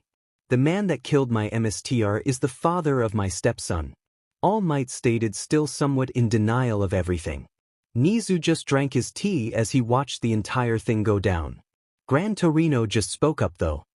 I don't like the fact either, but guess what? From the looks of things he was a better father than you were to Izuku, so we should just be glad Izuku still became a hero instead of seeking revenge on your buttes for his childhood, because let's be honest, it was a real strong possibility. Grand Torino stated, and everyone else nodded their heads even though they didn't like the all-for-one issue. They were just glad to have Izuku back for the time being. Nizu looked at 𝗬𝗏 and saw the paper in his hand. 𝗬𝗏, what's the paper? Nizu asked, wondering what it was since he didn't leave with a paper in his hand. This is their residence. Don't even ask, you two. I promised him that I wouldn't tell you two, and for everyone else, I'll ask him if he doesn't mind you knowing, but that means keeping it from these 2 or the 3 idiotic brats. 𝗬𝗏 stated, and everyone nodded their heads at that statement, and 𝗬𝗏 told them that Izuku had some sort of surprise for me at their house, so in the next hour or so he was going to head to their home. They all talked a bit longer before 𝗬𝗏 decided to head out while the Yagis went to find their daughter. 𝗵𝗃𝗃 followed along to grab Shoto and to take him home. All 3 of them arrived at the classroom to find all of the students there still. What are you all still doing here? All Might asked in his buff form since he was moving about where people could see him. Everyone said they wanted to try and find more out about Izumi Midoriya. Well, you're out of luck since Izuku and Stella both left already, so I suggest for you all to go home. 𝗵𝗃𝗃 stated, and they nodded their heads as everyone but Yagi, Bakugo, and Todoroki left. Izumi then looked at her parents and asked about her brother. Sweetie, let's talk about it when we get home because that's a complex topic. We've learned a lot of things that we didn't know beforehand, like some secrets about your brother's biological father being a villain, which I didn't know when I had married him all that time ago. Inko said, and Izumi and the 2 other boys were shocked since they didn't know about Izuku being from a different father. The parents realized they didn't know but agreed to tell them when they got home, but 𝗵𝗃𝗃 stopped them. You know that Izuku told you not to spread the information since it was a part of the case. This would be considered breaching it, you know. 𝗵𝗃𝗃 stated, and the 2 adult Yagis tensed up at that fact. All Might said something on the lines of surely Izuku wouldn't mind his sister learning of it, but 𝗵𝗃𝗃 shook his head. If you even think of telling them and actually do it, I will inform him and you two will be in legal trouble. You would be breaking numerous hero laws if you tell them, since Izuku deemed it need to know at his approval only, and remember he has more authority than you both. 𝗵𝗃𝗃 stated, and they nodded their heads in defeat while the 3 kids were confused about what was going on. Izumi, we will say what we can, but a lot of information we are blocked from talking about without your brother's approval. All Might stated, and Izumi wanted answers but had to accept it based on the look 𝗵𝗃𝗃 was giving her parents. Now, outside of those individuals, 𝗬𝗏 was arriving at the address that Izuku had provided him. He pressed the buzzer and the gate before him opened up. He drove his older car up the driveway and soon was shocked at the house he found. DMN. The kid is being taken care of quite well if this is the house his father is providing for him here in Japan. 𝗬𝗏 thought. Soon he parked his car and walked to the front door and knocked on it. He heard the door open to find one Kurogiri from the League of Villains. 𝗬𝗏 went on guard right away but was told to stop by Izuku, who came up to the door behind the villain. So, uncle, come inside, Izuku said and brought his uncle into the house. 𝗬𝗏 was still on guard though. Problem, nephew. Why is there the villain from the 𝗬𝗃𝗃 in your home? You said you had a surprise for me, and I don't think this is a good surprise, since they tend to be good in some way. 𝗬𝗏 stated as he kept an eye on the villain who just sat down on the couch. Izuku just chuckled. It is a good surprise, we just haven't unwrapped the said surprise itself. Izuku stated, and then in came one Hisashi Midoriya. Now son, stop tormenting him. Hello, Shoyuda 𝗬𝗏. Hisashi stated as he came in from one of the open wall areas. Aizawa was freaking out since this individual just called Izuku his son, which meant it was all for one. Hisashi Midoriya, I assume. Aizawa said as he shook Hisashi's head. Indeed, thank you for being one of the very few that had shown care towards Izuku in his childhood. Now, I think it's time for the surprise, don't you? Hisashi said as he sat next to 𝗵𝗃𝗁𝗃. Aizawa was just confused. Oh, sir. It's been years since you brought me back to life, but I am confused about what is going on. 𝗵𝗃𝗁𝗃 asked Hisashi. Hisashi just nodded his head as he looked at Aizawa with something in his eyes that seemed like regret, but that just confused Aizawa. Indeed. The thing is, 𝗵𝗃𝗁𝗃, you weren't meant to be a puppet as you turned out to be. You were meant to be fully revived to your old state. To our former life when I revived you via that quirk I used all those years ago when I found your dead body. However, the process didn't go as I planned, so I had to turn you into this until I found the correct quirk to finish everything. Today, I am here to finish the process and allow you to return to your former life if you wish to. Do you want to? Hisashi asked, and 𝗵𝗃𝗁𝗃's eyes widened as the best as mist could. I've always wanted to return to my former life. I would get small shots of my past life and I want to find them. I want to find my friends that I left behind. I want to continue our dreams again. Please return me to my former self. 𝗵𝗃𝗁𝗃 asked, and Hisashi nodded his head. This is going to be painful, but I need you to hold on. Izuku could do this, but I started this and I should finish this. Hisashi stated as he placed his hand on the metal brace and started the process. Aizawa just stood there and watched as the mist man named 𝗵𝗃𝗁𝗃 screamed in pain, and he was conflicted if he should stop this, but he didn't know what was really going on. That is when it happened. When Aizawa's eyes widened at what he saw. He saw his friend from UA who had died years ago. Aizawa was in shock and was wondering what the hell was going on, and then he snapped out of his thoughts when the screaming stopped and there sat his friend Oboro Shirakumo in full view. Good. That was painful. Shirakumo stated. He then tried to stand up but fell on his butt in the seat. Be careful, your mind is still adjusting, so give it a minute or two, Hisashi stated, and Shirakumo nodded his head. Anyway, I think there is someone you want to say hi to, Hisashi stated as he motioned to their side, and Shirakumo turned his head and saw Aizawa standing there. Yo Shota. How are you doing? Shirakumo stated, and Aizawa just moved over and smacked his head. What the hell do you think I am doing? I am standing here confused on how my dead friend is now alive in front of me, so someone needs to explain. Problem, nephew. Explain now. Aizawa said as he turned to Izuku, who just chuckled. It's simple really. Dad here found your former dead friend soon after my 𝗵𝗃𝗁𝗃 and took pity, I guess, on him and brought him back, or tried to. It didn't work as he hoped and had planned to finish it, but All Might found him, which meant that Dad never got to finish and he lost track of him for years until I found him at the U. J. Dad took pity because your friend gave his life for children, and Dad had just seen my 𝗵𝗃𝗁𝗃 recently at the time, which made him feel a connection to Shirakumo here, who got brought back. Izuku stated, and Aizawa turned to Hisashi and just bowed his head. Thank you. Aizawa said as he then moved and hugged his now alive friend and broke into tears. Hisashi said it was fine, and then they let the two catch up. After about 30 minutes, Hisashi spoke up again. So there are some matters to talk about. Legally, you are dead in Japan. I did make some arrangements, and the American government has created a new life for you as the same named person in America with the same 𝗵𝗃𝗁𝗃 date and everything, but just in America. Now the issue is, what do you want to do with your life? Do you want to become a hero like you used to, or do something else? That will determine the next steps. Hisashi stated, and Shirakumo thought it over. I would like to be a hero again. I want to join my friends, and I think I can be more helpful in that field since I have two quirks now. My 𝗵𝗃𝗁𝗃 and the warp one. Shirakumo said, and Hisashi nodded his head. Okay, then you will need to go to America with me. I will train you for a period of time to ensure you can pass the hero exam in America that I will pay for you to take instead of via a hero school. This way you can return once you have the license and not get in much trouble. It's possible you might also be given a special agent license if they request you due to the warp quirk. You would be just like my son with his special agent license. Hisashi stated, and Aizawa hated the fact that he would be separated from his friend that he just got back. Don't worry, 𝗬𝗏. Remember, your friend here has a warp quirk, which means he can just warp to your home every few days to spend time with you. You all just need to figure a schedule out. Hisashi stated, and 𝗬𝗏 smacked his head, forgetting that, which earned laughs from everyone. Anyway, it's time for me to return to America. How about you both go to 𝗬𝗏's home and call your other friends that will want to see him?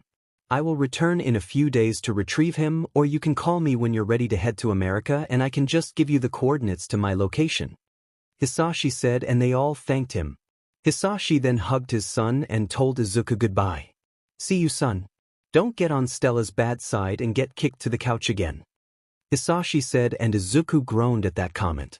𝗬𝗏 and 𝗧𝗵𝗃 both left to 𝗬𝗏's home as well, which left Izuku and Stella alone in their home. Good job controlling yourself today, Iki, Stella said, and Izuku just hugged her and thanked her for the support. Soon they made their way in the kitchen and prepared dinner. Third POV. The next day came and Izuku knew that Stella didn't have classes since the school was cancelled until the next Monday. Izuku decided that he wanted to enjoy time with Stella. As such, he took her out for several days' worth of fun in Japan to see the sights across the nation from Tokyo Tower to Mount Fuji.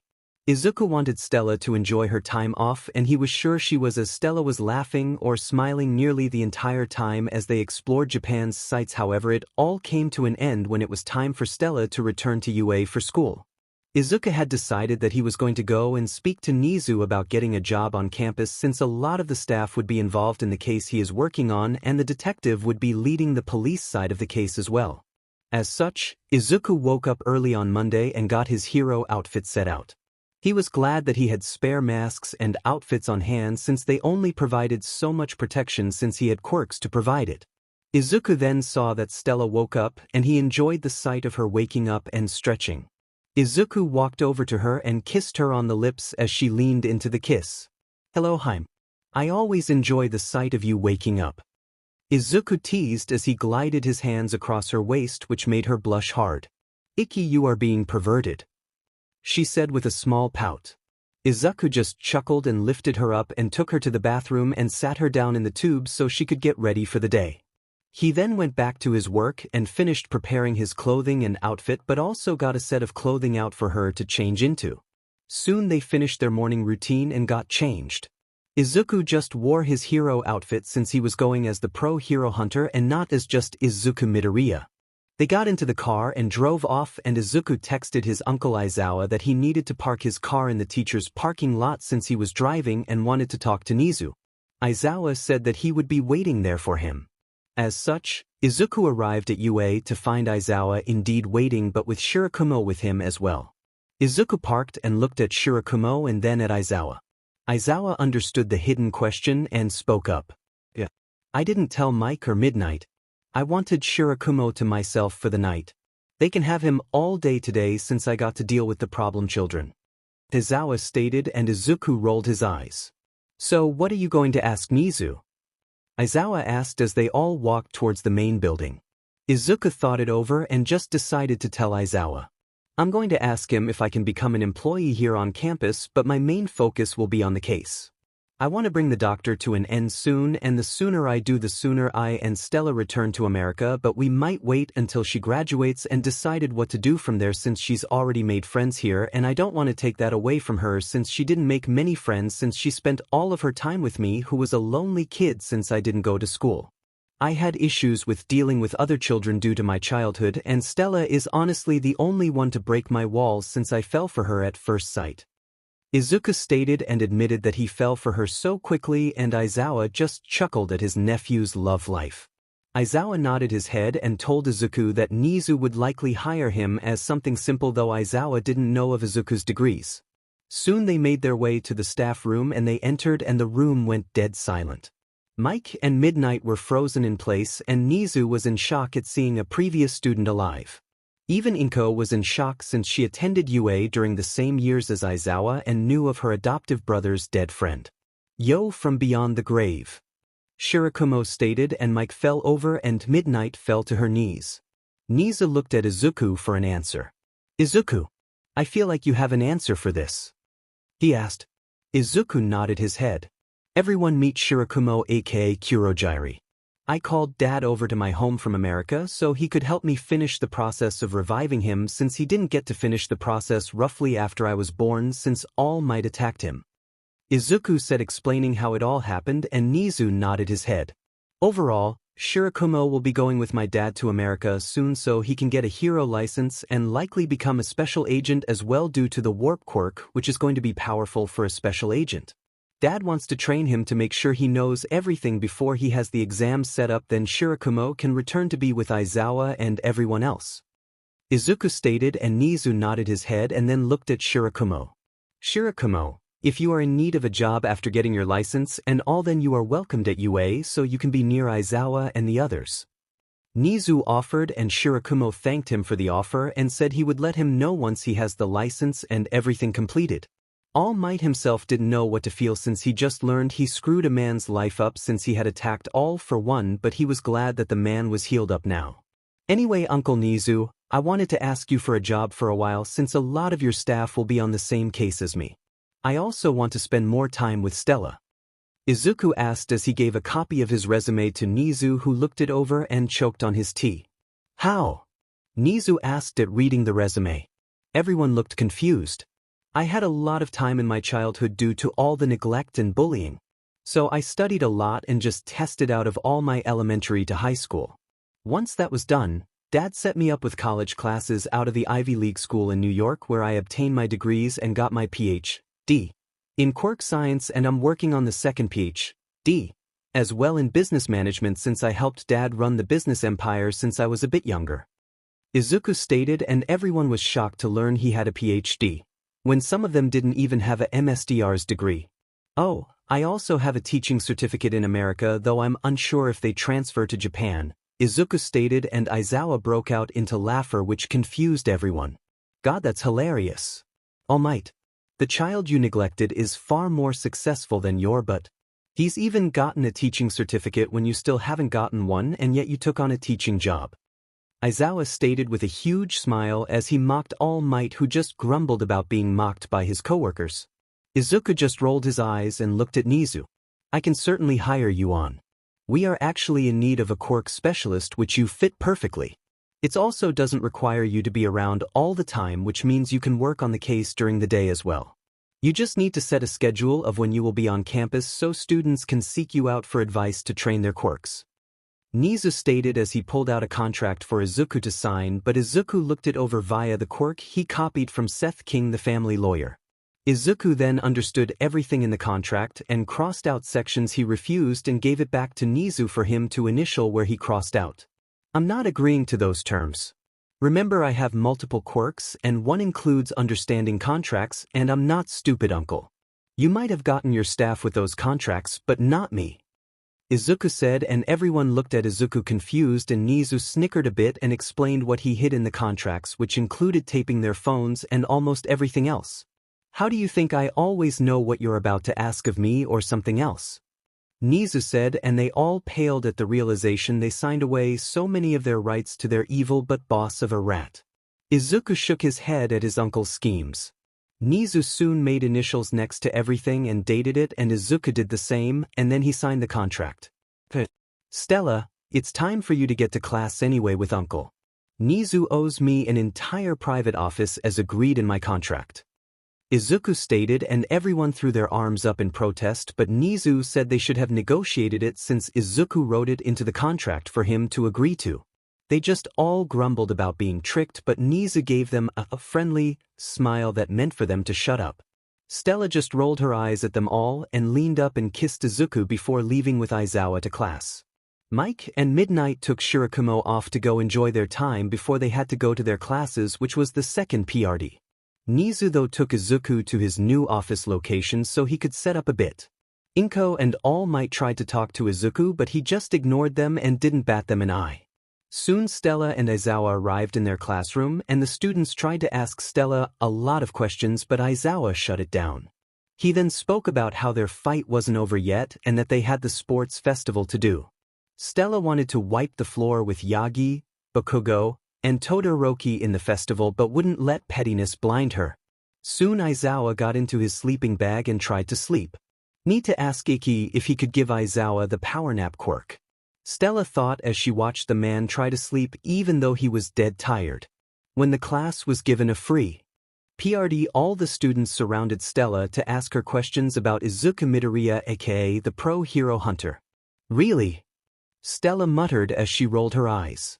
What do you all want to know? Stella asked them all, and Yagi asked the first question. How did you meet my brother? She asked, and Stella looked at her before speaking. First, I suggest never calling him your brother in front of him. He still hates you a lot for what you and your friends did to him before he ran away. Second, I met him in Central Park of New York when he saved me from some bullies that had claimed the local land or something stupid like that. Stella stated as she answered the question. Izumi flinched a bit at the mention of what she did but kept silent. The next question was from Tsu, who asked what did Yagi do to get hated by her brother. Before Stella could even consider answering, Aizawa spoke up instead. Yagi, Bakugo, and Todoroki decided it was a good idea to physically and verbally bully Izumi Midoriya, formerly Izuku Yagi, due to him formerly being quirkless between the ages of 4 and 9 since he didn't have his quirk. His parents, aka Green Tornado, and his stepfather all might neglected Izuku for being quirkless as well. However, their crimes got covered up because of their ranks. Aizawa stated as he had sat up and spoken it all out. He refused to let the three kids hide their actions. Everyone turned to the three individuals and was staring at them in shock. The next person asked a question and asked what Izuku's quirk was. His quirk is special and is currently hidden, but you could consider it on the lines of a copy quirk since it had that ability. The shadows are what he uses the most of the copied quirks. Stella stated, and it wasn't a lie since it was true. His quirk had a copy feature, and of the copied quirks he uses the shadows the most. Aizawa, who knew the truth, smirked at the white lie, which really wasn't a lie at all. Soon the lunch party was called and they all got up to leave and go to lunch, but the door was crowded by students from other classes. Hello, what can we do for you? Stella asked. One boy with purple hair spoke up and said that they were there to declare war on Class 1A and they would be aiming to unseat them and take their position in the hero course. Stella nodded her head and wished him good luck and that she wouldn't go down easily, so he better be prepared for a fight. Then a boy from 1B came over and called 1A arrogant because they survived a villain attack. We will kick all of your buttes and show that 1B is better. Especially better than this pathetic-looking woman in front of me. Stated the blonde-hair kid to Stella, and Aizawa knew the kid screwed up when he felt killing intent and knew who it was from. Everyone was scared at the feeling they received. Oh. You think they are arrogant, but you can't even handle this little killing intent. They faced a monster that was within a few blows of killing All Might until I arrived and dealt with the beast, and yet you stand here calling my woman pathetic. You really must be looking to die at my hands. Stated the voice, and everyone turned around and were met face to face with the pro hero hunter, but Class 1A knew it was Izumi Midoriya. The blonde kid though really must have wanted to die since he opened his mouth and asked who Izuku was. Who the hell are you? You claim that All Might was close to death and that you dealt it, but no one knows of you. Stated the boy that was from 1B. Indeed you wouldn't really know who I am because people like me tend to stay in the shadows where there are far stronger people than All Might hide at. I am a special agent hero. Anyone know what that stands for? Izuku asked them, and the purple-haired kid from General Studies raised his hand. It means you have higher authority than most heroes. You handle special assignments that the government and the UN deem as a big threat, and you likely kill threats that are deemed too dangerous to keep imprisoned. Stated the kid. Izuku nodded his head and spoke. He's correct, but there's a bit more to it. You see, special agents are limited in number since the missions we handle always have a risk of death, so nations only make them every once in a while. Most special agents are special in some way that they can threaten entire nations. A handful of us can easily kill All Might, and there are threats in this world that could easily fight All Might, and we are the people that deal with them. However, I am the pro-hero hunter from America whose case has recently involved UA since the people I'm hunting has attacked the U.S.J. where 1A was at. That's right, people that a special agent like myself are hunting down attacked 1A, and they did well in handling themselves against the lower thugs that were there, but the big threat that I dealt with was within a few blows from ending the symbol of peace himself. However, I can say that my girlfriend 𝗧𝗏 here is quite capable of fighting me for a decent amount of time, so I would be careful if she decided to lash out. She's here at UA since my case brought me to Japan from America and we wanted to stick with each other. Any questions? Izuku asked and no one raised their hands. Izuku looked at 𝗧𝗏 and told her that it was time for lunch. Before he left he turned to them all with one more thing. Oh, one more thing. I am also the same age as you all, but I'm already a pro hero and starting today I am now a teacher here as well for part-time. Hello, my students who I will enjoy tormenting. Izuku stated with a dark chuckle, and that scared them all to run away. The purple hair kid though slowly turned around and walked away. That kid is interesting. I might see if he wants to learn some things from me. Izuku stated as he and 𝗧𝗏 walked away. 𝗧𝗏 nodded her head since she also found him interesting since he was unaffected by the small amount of killing intent that Izuku had let out. Third POV. Izuku finished having lunch with 𝗧𝗏. Their lunch went without much fanfare as much of 1A was too scared to go near Izuku currently, and only 𝗧𝗏's friends had the courage to go near them and sit down at their table. They didn't feel scared going around Izuku since they met him for a brief time before and they knew 𝗧𝗏 would stop him from doing anything to them. As such, the lunch went by without interruption even though Izuku could see his former sister and her friends were looking at him most of the time and wanted to try and talk to him. However, Izuku had no intentions of getting involved with his past so easily or forgiving her either. As such, once the lunch came to an end, Izuku decided it was time to go hunting for a personal student.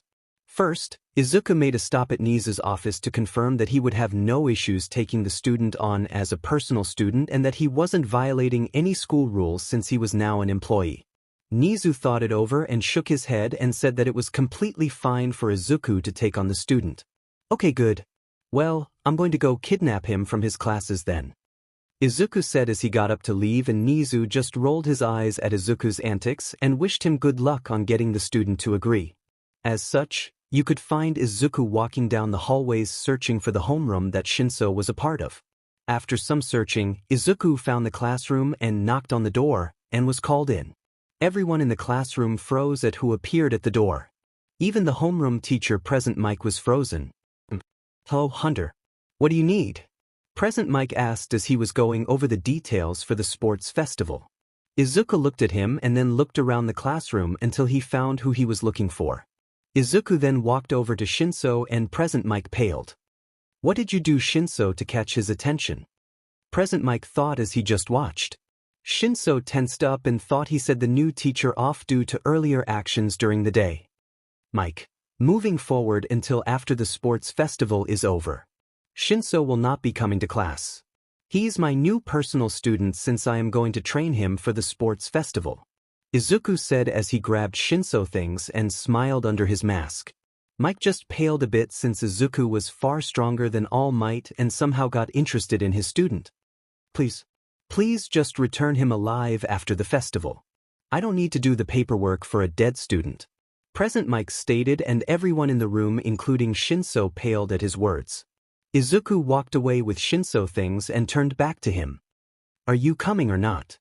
I won't offer personal training for the sports festival a second time, so if you decline then that's it. Izuku stated, and Shinso was still frozen in shock but snapped out of his thoughts when Present Mike tapped him on the shoulder and leaned down.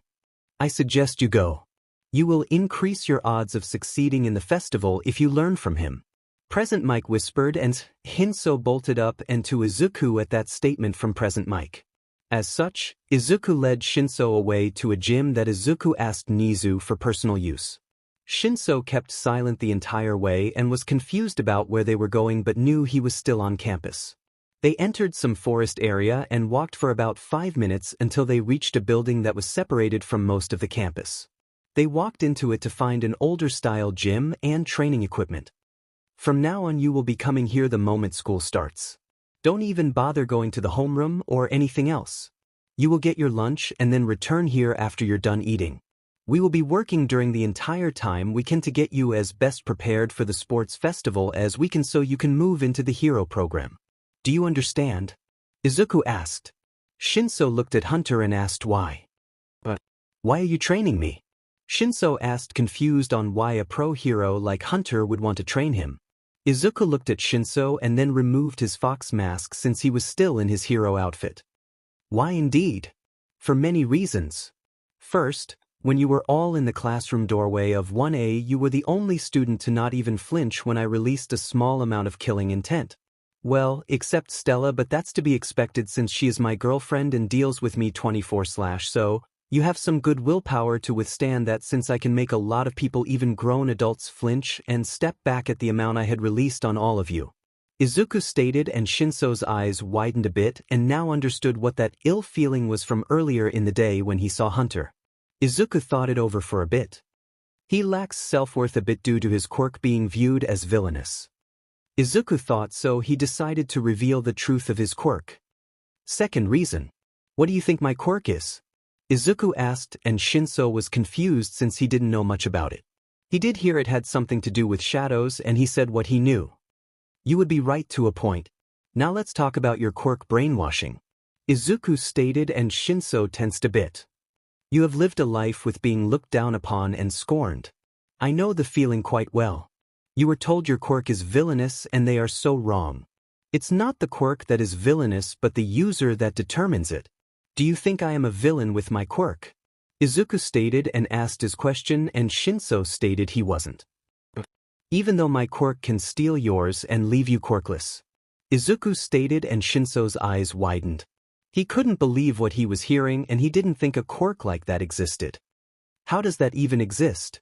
Shinso asked, and Izuku chuckled. It does. My father has the quirk as well, but mine's a bit different. Our quirks are called All for One. It's also a name of a villain, which is actually my father's old villain name when he was a villain for the past 200 years or so until he quit when he had me. My quirk allows me to copy, steal, give, and combine quirks at my will. Do you think this quirk makes me a villain? Izuku stated, and Shinso said no. Then why would you be a villain since my quirk is the manifestation of greed itself? Izuku asked, and Shinso started to feel a sense of pride in his quirk and in himself.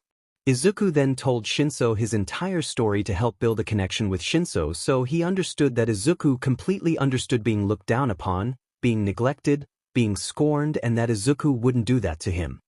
So Shinso, does that answer the question of why I want to train you? Izuku asked, and Shinso nodded his head, and Izuku smiled. Good, it's time we get to training then.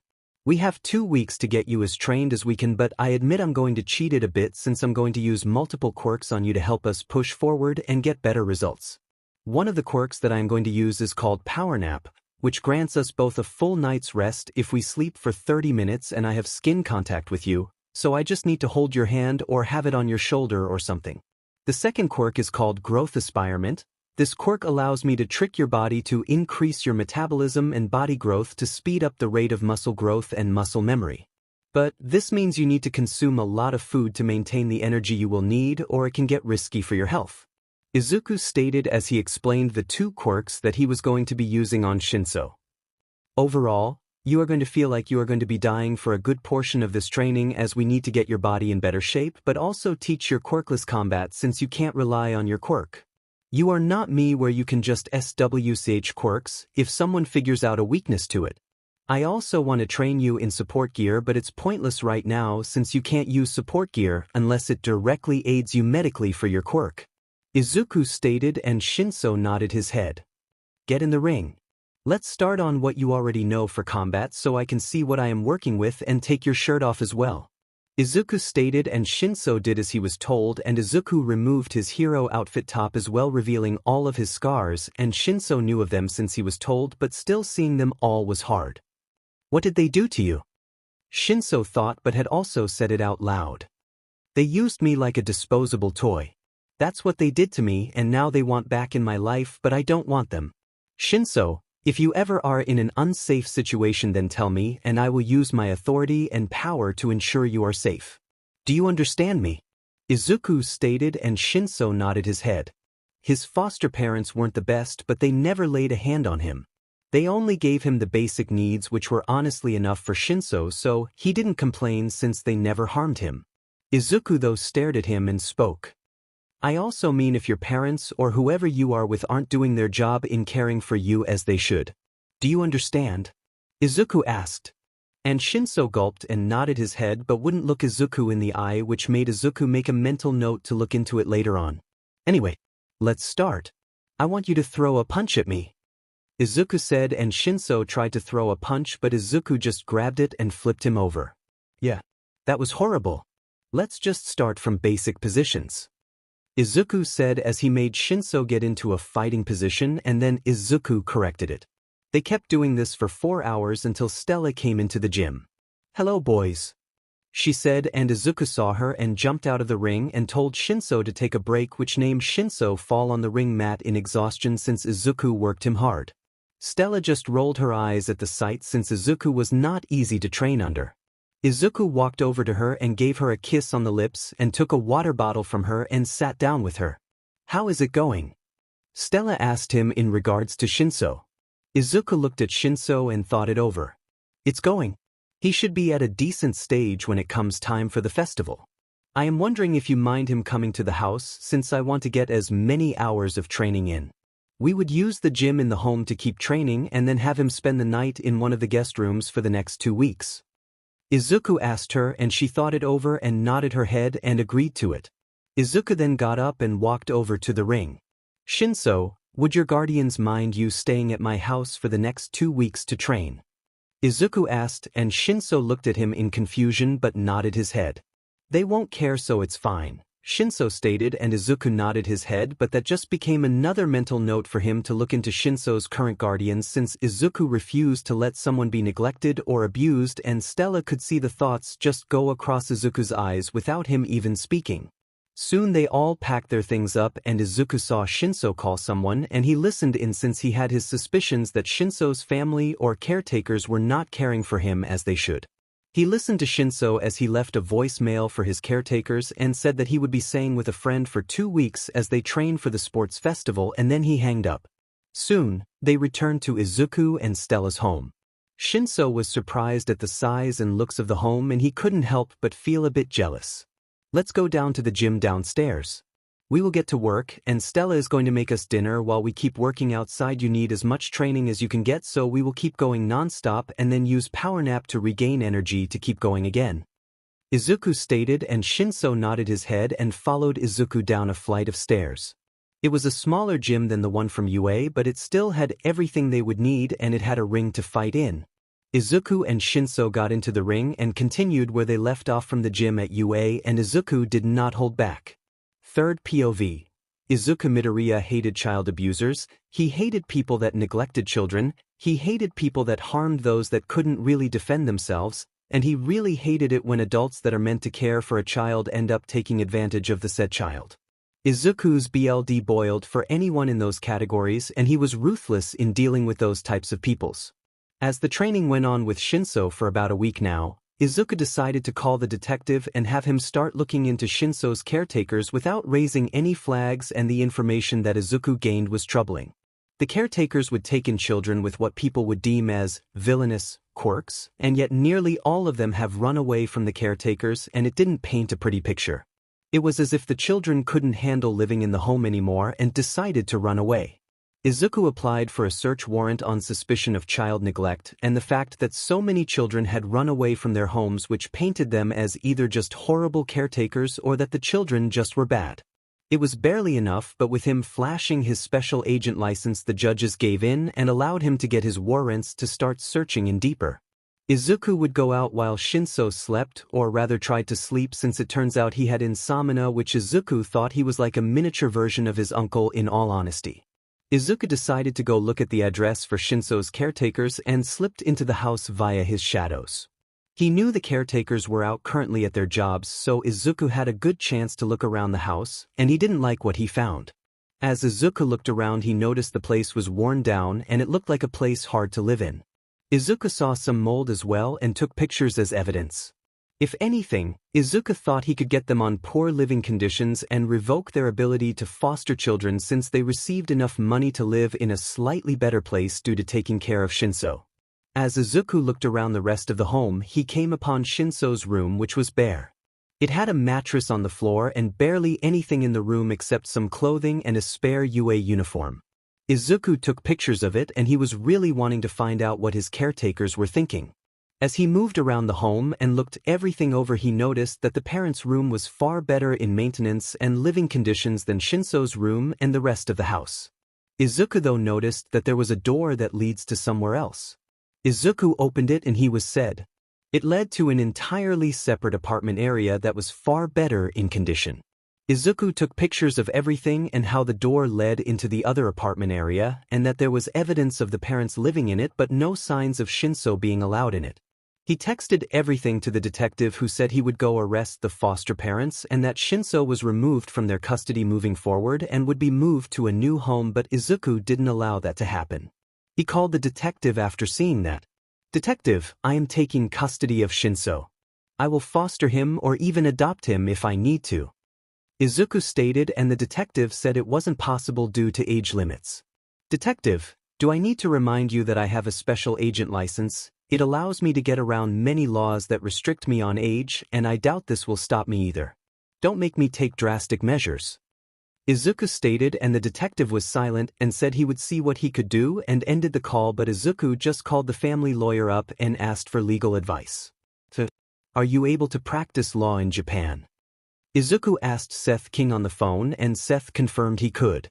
"Good, I need to foster a child in Japan that is the same age as me. He's a kid in general studies of UA that I am training for the sports festival, and I just had him removed from his foster parents, but the detective on the case is a bit resistant to me taking Shinso due to the age requirements to foster," Izuku stated to 𝗳𝗵𝗃, and Seth was silent before speaking. "It can be worked around. If anything, we can get your father to adopt the kid and then transfer custody to you via the American courts. I will get working on some legal tactics that you can pull, but you could invoke UA's guardianship over Shinso since he attends the school. This puts him in the custody of UA and then they assign him to the care of one of the teachers, which you are a teacher there now," 𝗳𝗵𝗃 stated, and Izuku realized that was true and said he would invoke it if need be but would rather direct custody to be gained. Soon the call came to an end and Izuku went out to continue his patrol and was about 4 hours into the patrol when he received a phone call from the detective. "Hello, Hunter. I am calling to inform you that we did charge the foster parents with neglect and mental abuse based on my interview with them and the evidence you found.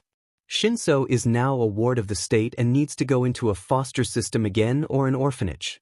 I can't get the caseworker to agree to let you take him. I'm sorry," the detective said, and Izuku was said. "Is the caseworker there right now?" Izuku asked and got a confirmation. Izuku told him that he would arrive in a few minutes and to keep her there. Izuku quickly headed off in that direction and sent his crows towards it since they could fly faster. As such, in about 5 minutes he ended up teleporting in front of the police station and walked in and went straight towards the detective's office to find the caseworker sitting there. "So please tell me why I can't take custody of the child?" Izuku asked, and the caseworker looked him up and down before speaking. "It's not appropriate or sensible for a child to take care of another child. You wouldn't even have the means to take care of another human being," the caseworker stated, and Izuku resisted the urge to just slam the woman's head into the desk in front of her. "Are you stupid? I am a pro hero and I have the wealth to easily take care of another human, so please tell me how I am unable to take care of the child," Izuku asked her, and he saw a dark gleam in her eyes. "She's wanting to play it like that. The damn quirkist beach likely hates so-called villainous quirks," Izuku thought as he saw the look in her eyes and recognized it as someone that looked down on others. The women spoke up and started to spout bullshit. "This child has a history of causing issues for his caretakers and is unlikely to obey you since you're another child. Also, isn't it illegal for a child at your age to be a pro hero?" she stated and asked him. Izuku chuckled. "Not in America, it's not. I am a pro hero sent here by the American government and I am a special agent, which means the age laws don't apply to me. So you can't use my age against me. So are you going to transfer custody of Shinso to me, or do I need to take more drastic measures?" Izuku stated as he showed his special agent license, and she paled a bit at seeing it. She had thought the detective was joking with her and didn't believe that the pro hero was a special agent, especially when Izuku had arrived. "I'm sure we can work something out," she said, and Izuku nodded his head. "Indeed, we will work this out by you transferring his custody to me in full and allowing me to be his foster parent. Do you understand me?" You will also do it right now and it will be done in full before I leave. Izuku stated, and she nodded her head and started working on it. After about an hour and a half, she was done and handed him the paperwork to sign. He used the contract understanding quirk and looked through it and saw that it would only grant him custody for 30 days. He slammed it down and gripped her shoulder and looked her in the eyes behind his mask. Do you take me for a fool? This only grants me custody for 30 days before he is required to go to the foster system. Izuku stated, and she paled since she hid that language deep in the contract and was confused on how he found it. Fix it and make it state that he's in my custody permanently and can't be revoked without a court order. Do you understand me? Izuku asked, and she nodded her head and quickly made the changes. The detective just stayed silent the entire time since he was kind of afraid due to how sad Izuku was. Soon the lady finished the paperwork and Izuku signed the new work and the detective signed as a witness. The lady then submitted it and said it was done. Yeah, fanfic logic of how quickly it works. Izuku said she was free to go and he looked at the clock and realized 𝗧𝗵𝗲 and Shinso would be awake sooner or later. He then looked at the detective and told him to look into the caseworker since she's clearly a 𝗧𝗵𝗃𝗃𝗃, and he nodded his head. Izuku soon arrived at his home and slipped into bed with his girlfriend and slept long enough that his power nap quirk activated and gave him all the energy he needed. Though, he was awoken about an hour and a half later when 𝗧𝗵𝗲 got up. Izuku got up as well and filled her in on the details.